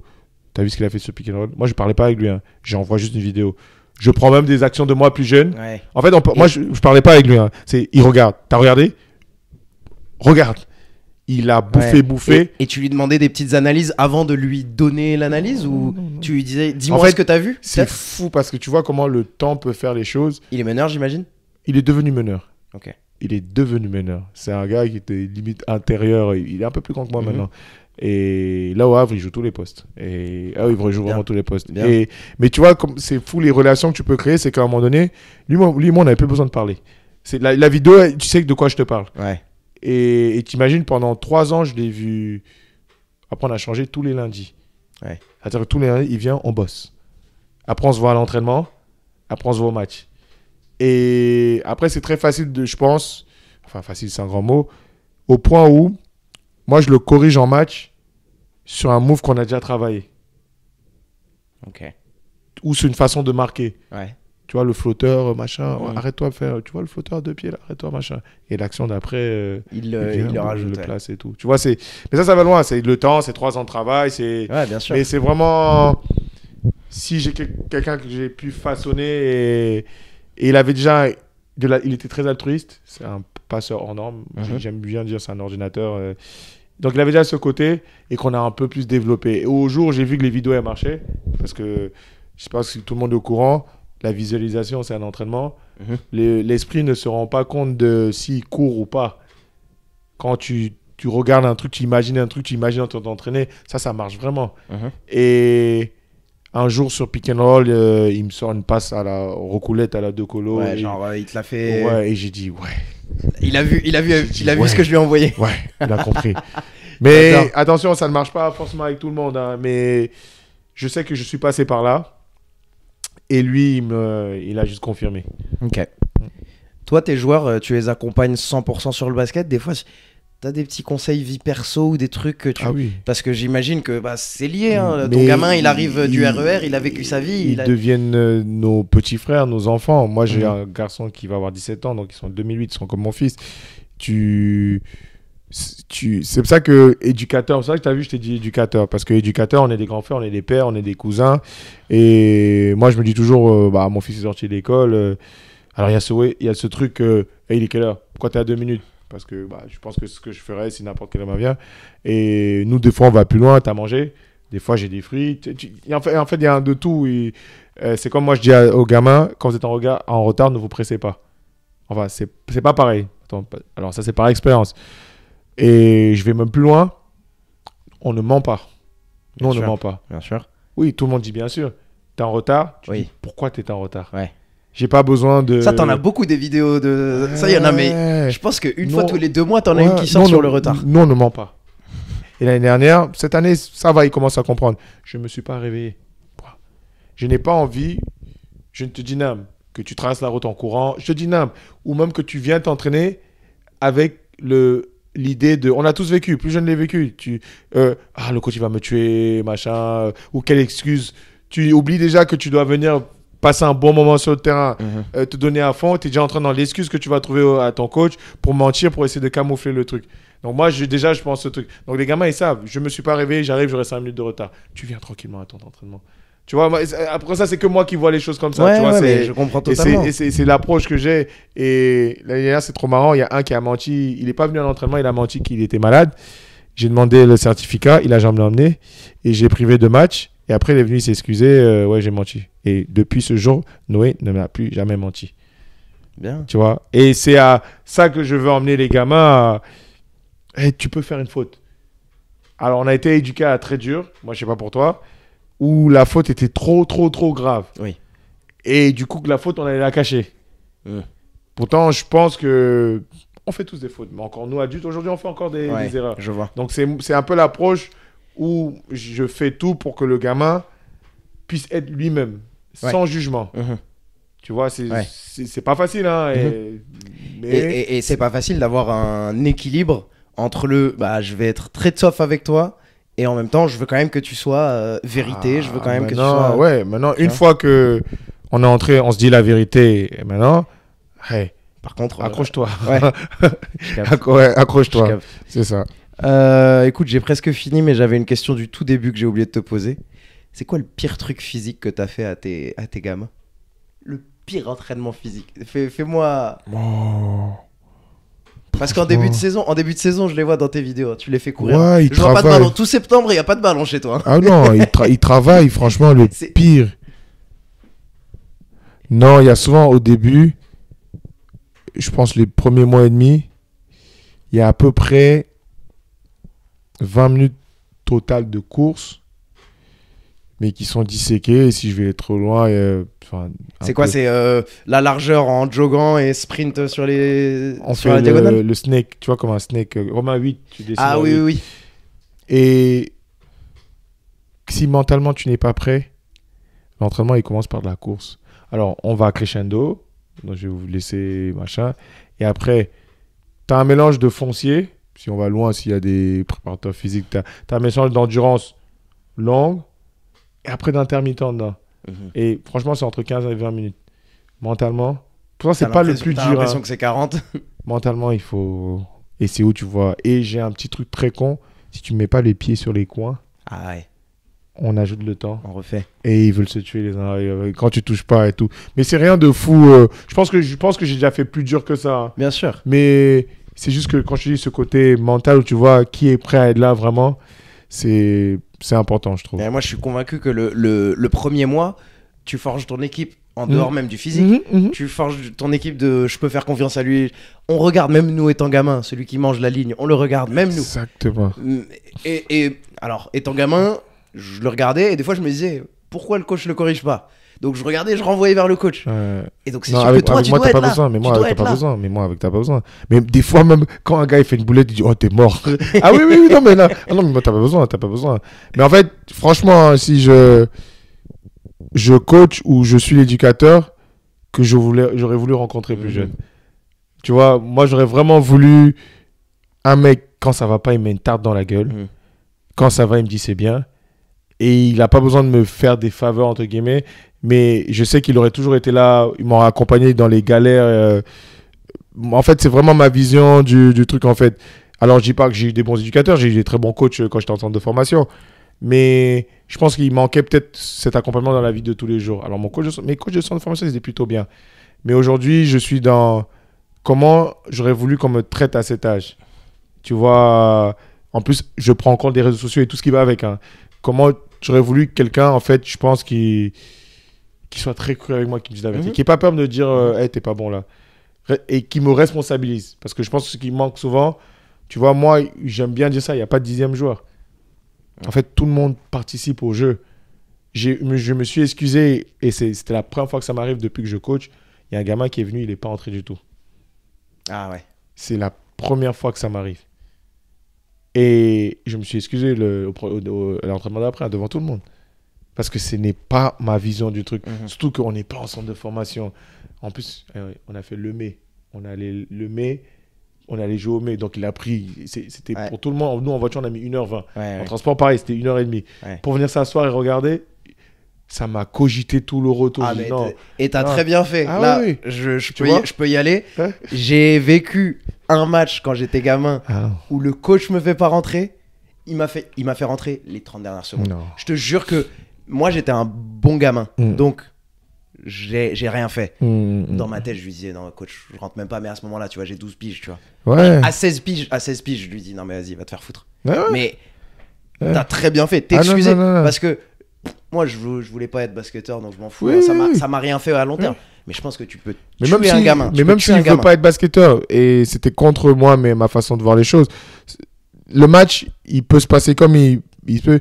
Je vais toujours trouver le moyen de donner la chance à tout le monde.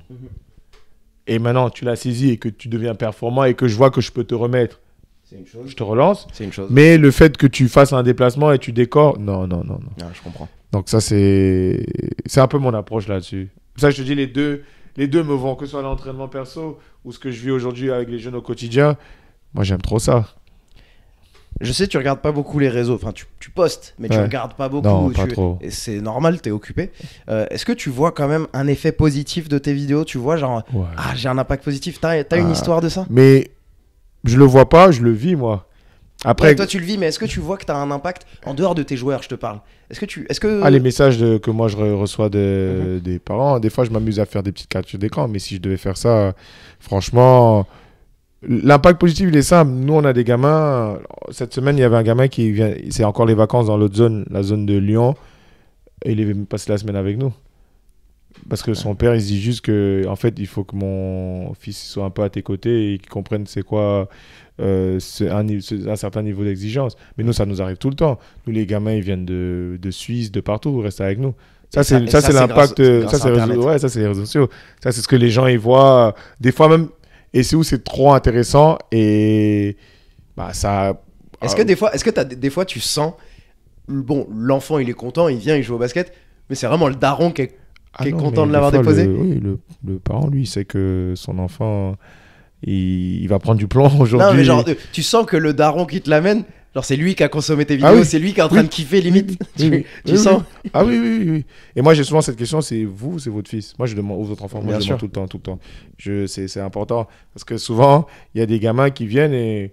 Ils savent pas pourquoi ils sont là? Ouais, et même, soit ils sont très nonchalants et ils se prennent la gueule, et soit ils sont très bien, et tout le résumé que le parent t'avait fait, mais non, j'ai pas besoin de rentrer dedans. Au contraire, moi, je peux lui emmener ailleurs.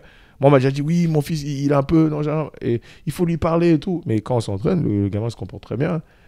Et moi, t'as la vision du père, du parent, il a une interprétation différente, voilà. Bien sûr. Moi, tant que quelqu'un fait son mieux, moi, je suis bien avec lui.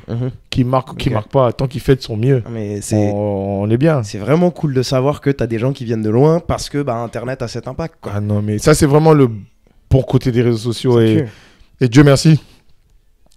Ce que les gens voient sur Internet, c'est encore mieux en vrai. On a souvent ce retour. Hein. Et totalement. On a souvent ce retour, donc ça fait que c'est une belle vitrine. Et beaucoup de messages passent, mais quand ils viennent encore en vrai, ils disent ah ouais, d'accord. Et ça, c'est juste génial, quoi, je trouve. On parlait du joueur qui n'a pas joué. Il y a UserType dans les commentaires, il a dit Steve Kerr, il a fait pareil avec Tatum, mais sans les excuses. Ouais.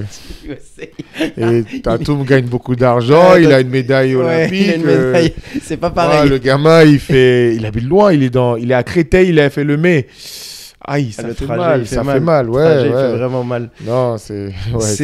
C'est quand qu'on peut s'attendre à une série? T'as une date, on est en train de tout faire pour septembre 2025. On est en plein dedans. Et moi, je suis impatient. C'est vraiment comme le projet d'une vie. Qu'est-ce que tu peux me dire sur cette série pour l'instant? Je peux tout te dire, hein, mais... Je veux tout savoir. Elle résume la saison qu'on a vécue l'année dernière. Tout a été filmé, tous les entraînements, tous les matchs, un accompagnement dans la famille des 10 gamins qui sont un peu les acteurs principaux, un peu un accompagnement sur moi. Ce que je peux vous dire, et je dis ça en toute transparence, c'est que moi le titre, parce que le titre a changé, le titre que je voulais, qu'on avait vu, c'était Ensemble, c'était très simple. Non, à la base, c'était des dauphins, j'en ferais des requins. Oui, je voyais, tu mettais ces parce emojis que j'ai Laurent Ciara, tu vois. Non, je vois pas. Mais médaillé d'argent au JO quand Carter a dunké sur Ok, d'accord. Vase, là, cette équipe qui a un grand meneur de jeu charismatique contre qui j'ai joué quand il était en fin de carrière, qui est devenu coach. Et un coach très entier, avec une grande gueule. Et un jour, il avait critiqué ses joueurs à la fin d'un match en disant, de toute façon, des dauphins, t'en feras pas des requins. Alors moi, j'ai toujours pensé l'inverse. Donne-moi des dauphins. J'en ferai des requins. Et en disant que je pense qu'on peut emmener tout le monde à se transcender. Okay. On n'a pas dit des joueurs NBA, mais je pense qu'on peut emmener tout le monde. Et moi, ça a été toujours ma vision. Je me suis dit, le jour où je coach, même si j'ai des gars soft, c'est un grand mot, mais des fois très calmes, très posés, qui ne savent pas se transcender ou qui n'ont jamais su comment il fallait faire, je me suis dit, je vais essayer de faire ça. Et donc, le premier titre, c'était ça. Mais sauf que vous allez comprendre, moi, je tombe dans le monde de l'audiovisuel. Je ne connaissais pas du tout. Bien sûr. Le titre, c'est pas moi qui décide parce que ça se vend pas très bien, etc. C'est trop long. Je sais pas si vous voyez Netflix, on met demain des dauphins, j'en ferai des requins. Il y a plein de trucs. Peut-être en anglais, to Dolphins, to Sharks. Je sais pas. Après, on a trouvé Ensemble, qui passait plutôt bien. La pochette, elle était magnifique. Sauf que quand on a trouvé une maison de distribution avec qui on a discuté, en fait, la dame, elle m'a dit, j'ai parlé de vous à mon fils qui est fan de basket. D'ailleurs, c'est un truc de fou. Maintenant, son fils, il joue avec toi. Il s'entraîne au resto tout le temps. Elle m'a dit, oh, tu le connais, tu vas le rencontrer. Et elle m'a dit, en fait, Ensemble, c'est très beau, mais il va falloir que ça parle de toi. Il faut un peu plus personnifier. Elle a expliqué plein de trucs. Je comprends aussi de ce point de vue. Elle a expliqué plein de trucs techniques que moi, je peux pas je ne saurais redire. Et on a demandé, il fallait qu'on change de titre et tout. Et j'ai proposé Dr. Grind. Ouais, c'est pour ça que tu t'es appelé comme ça dernièrement. Mais non, Dr. Grind est venu d'un abonné qui, à chaque fois, il commentait Dr. Grind. Parce que moi, c'était Enjoy and Grind. Mais il disait... À chaque fois que je faisais un truc, il disait Dr. Grind. Je dis, mais ça parle bien un peu ça. Bah écoute, moi j'aime bien charbonner. Je vais m'appeler docteur en charbonnage, en charbon.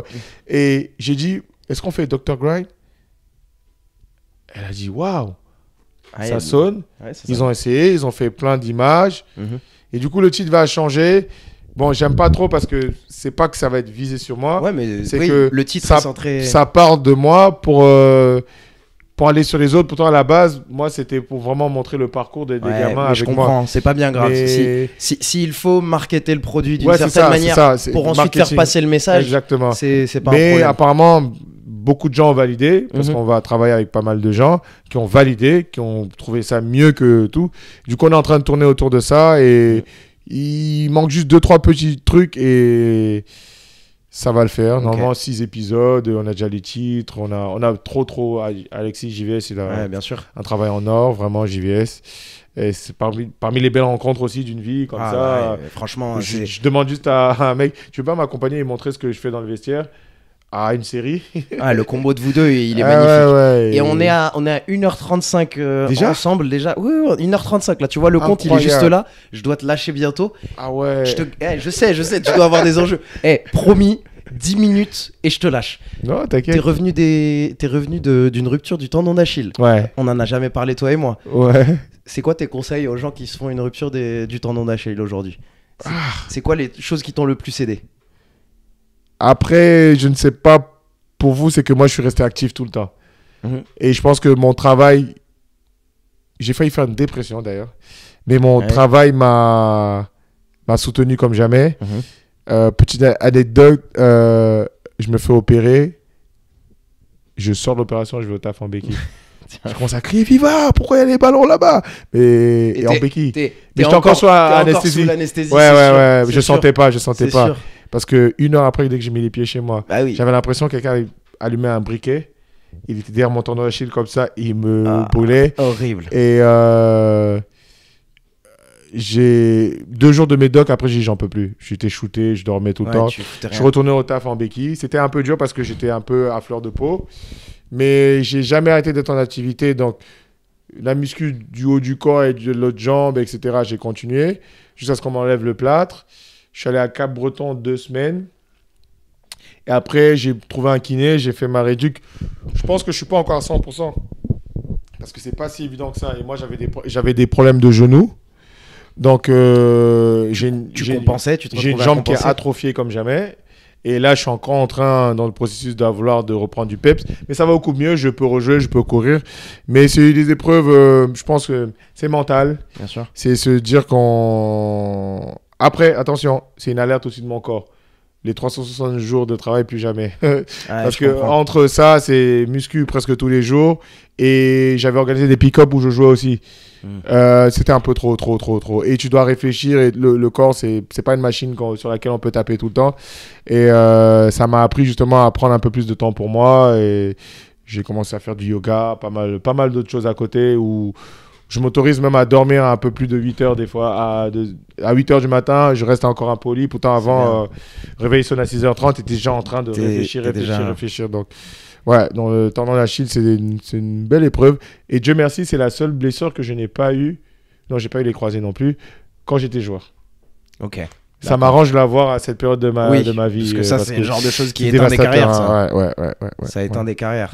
Ouais. Ok, moi je pense que je peux te laisser là. On n'a même pas touché les JO.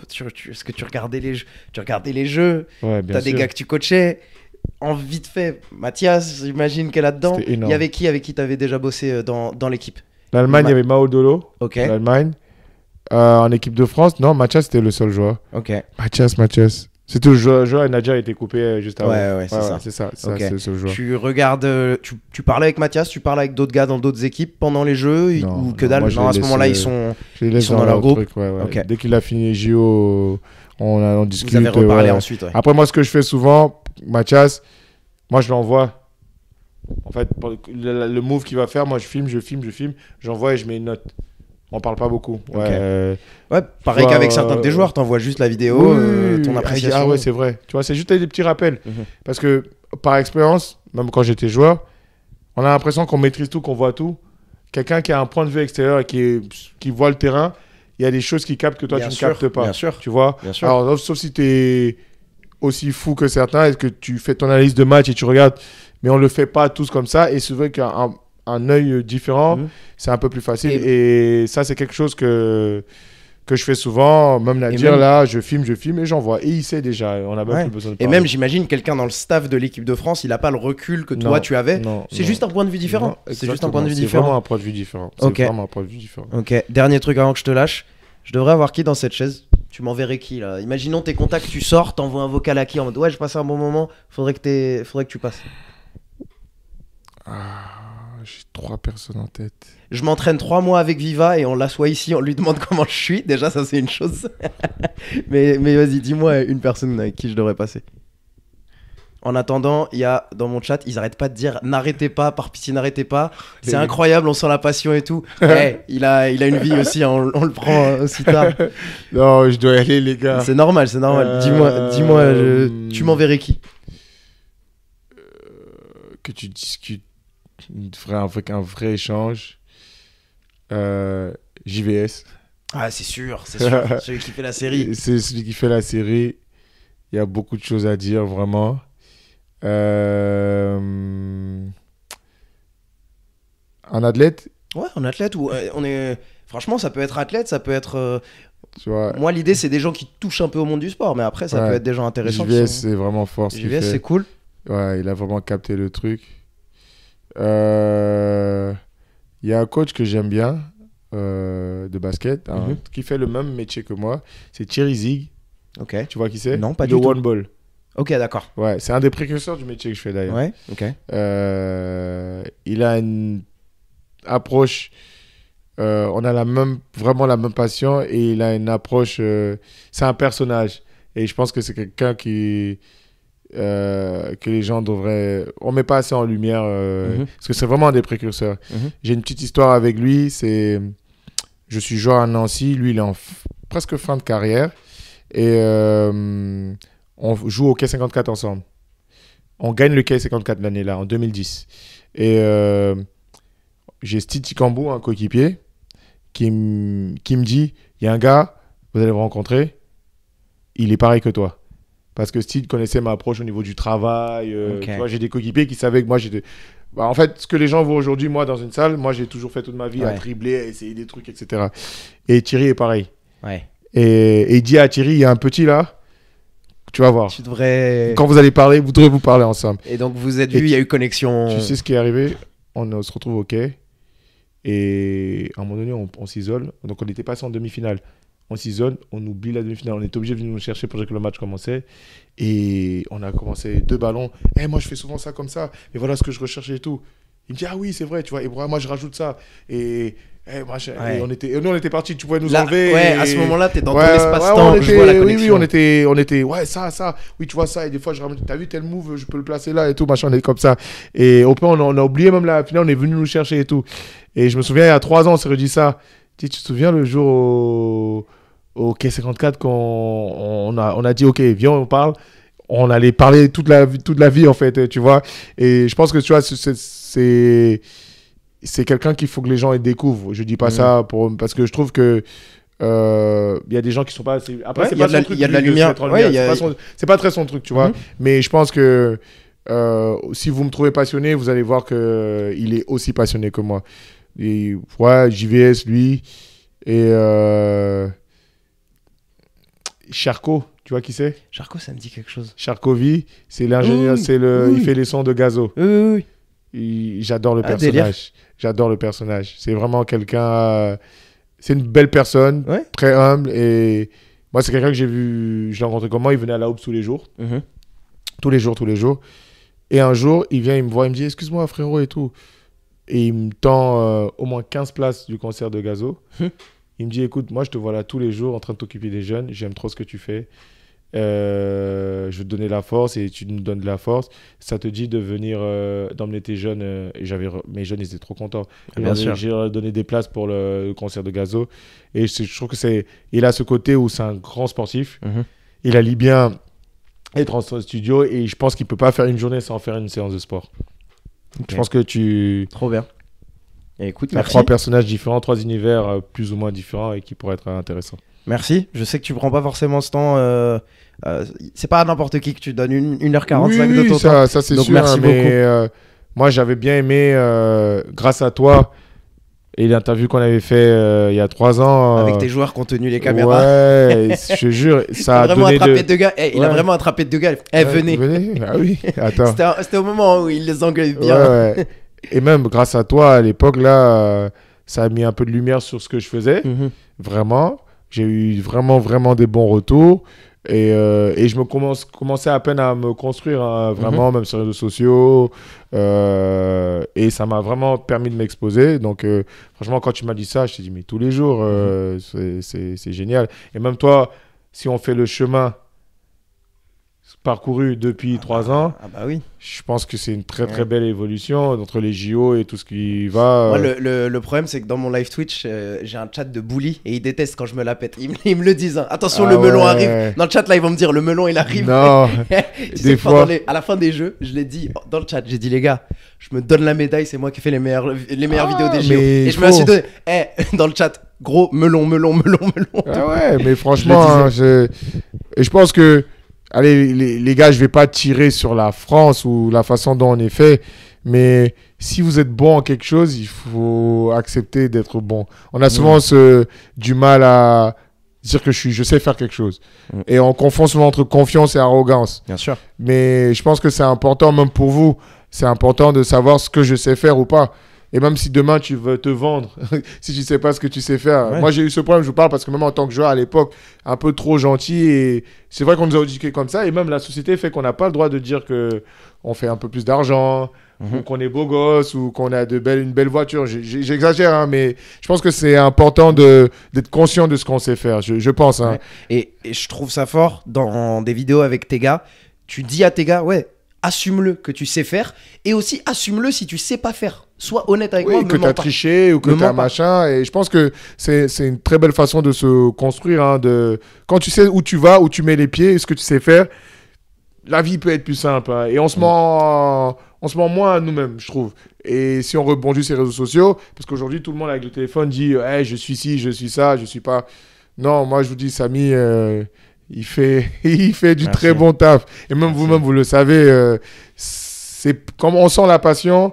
C'est attractif directement et tu veux regarder, des fois tu mets des trucs avec des gens qui font de ces trucs, mais moi ça m'intéresse pas de base, mais on devient curieux et même à travers ça on se rend compte que derrière un match de rugby, derrière ceci, il y a tellement d'acteurs, des gens comme nous, exactement, qui aussi passionnés, qui vivent avec le feu de, même s'ils sont pas acteurs du match, mais ils mettent leurs pièces à l'édifice et je pense que c'est très bien. Donc moi je vous dis, il y a 3 ans il commençait pas à peine ici, les formats, il commençait je commençais à me trouver. Et je me souviens, je lui avais dit, hey, ça te dirait pas qu'on discute un peu? Et de là, maintenant, on se retrouve 3 ans après là, et c'est juste que c'est trop fort. J'ai hâte de voir ce que la suite nous réserve. Merci beaucoup, on dit au revoir à tout le monde. Merci d'être venu, pensez à vous abonner. Abonnez-vous au réseau Dr Grind, et puis on a très hâte de voir la série, franchement. C'est ça, franchement. Je vais faire septembre, si ça sort en septembre. Il y aura un avant-première, tu seras invité, t'inquiète pas. S'il faut plus de temps, il faut plus de temps. Non, mais il y aura une avant-première et tout. On a déjà le cinéma et tout. Tu vois, avec ton équipe là, de documentaire, ton équipe de distribution, je veux les droits pour qu'on fasse un react en live. Ah, mais carrément. Je veux les droits, on fait un react en live. Ah, on pourra en parler, mais carrément. Ah, ça tue. Mais tu vas voir, l'avant-première va être incroyable. Ça tue. Tu vois. Ok. Je te revois samedi, je viens pour ta première mi-temps. Bon, les gars, ce fut un plaisir. Salut, je dois le rendre à la vie réelle. À Allez, plus tard. ciao, salut tout le monde. Allez hop. Bon, c'était trop bien.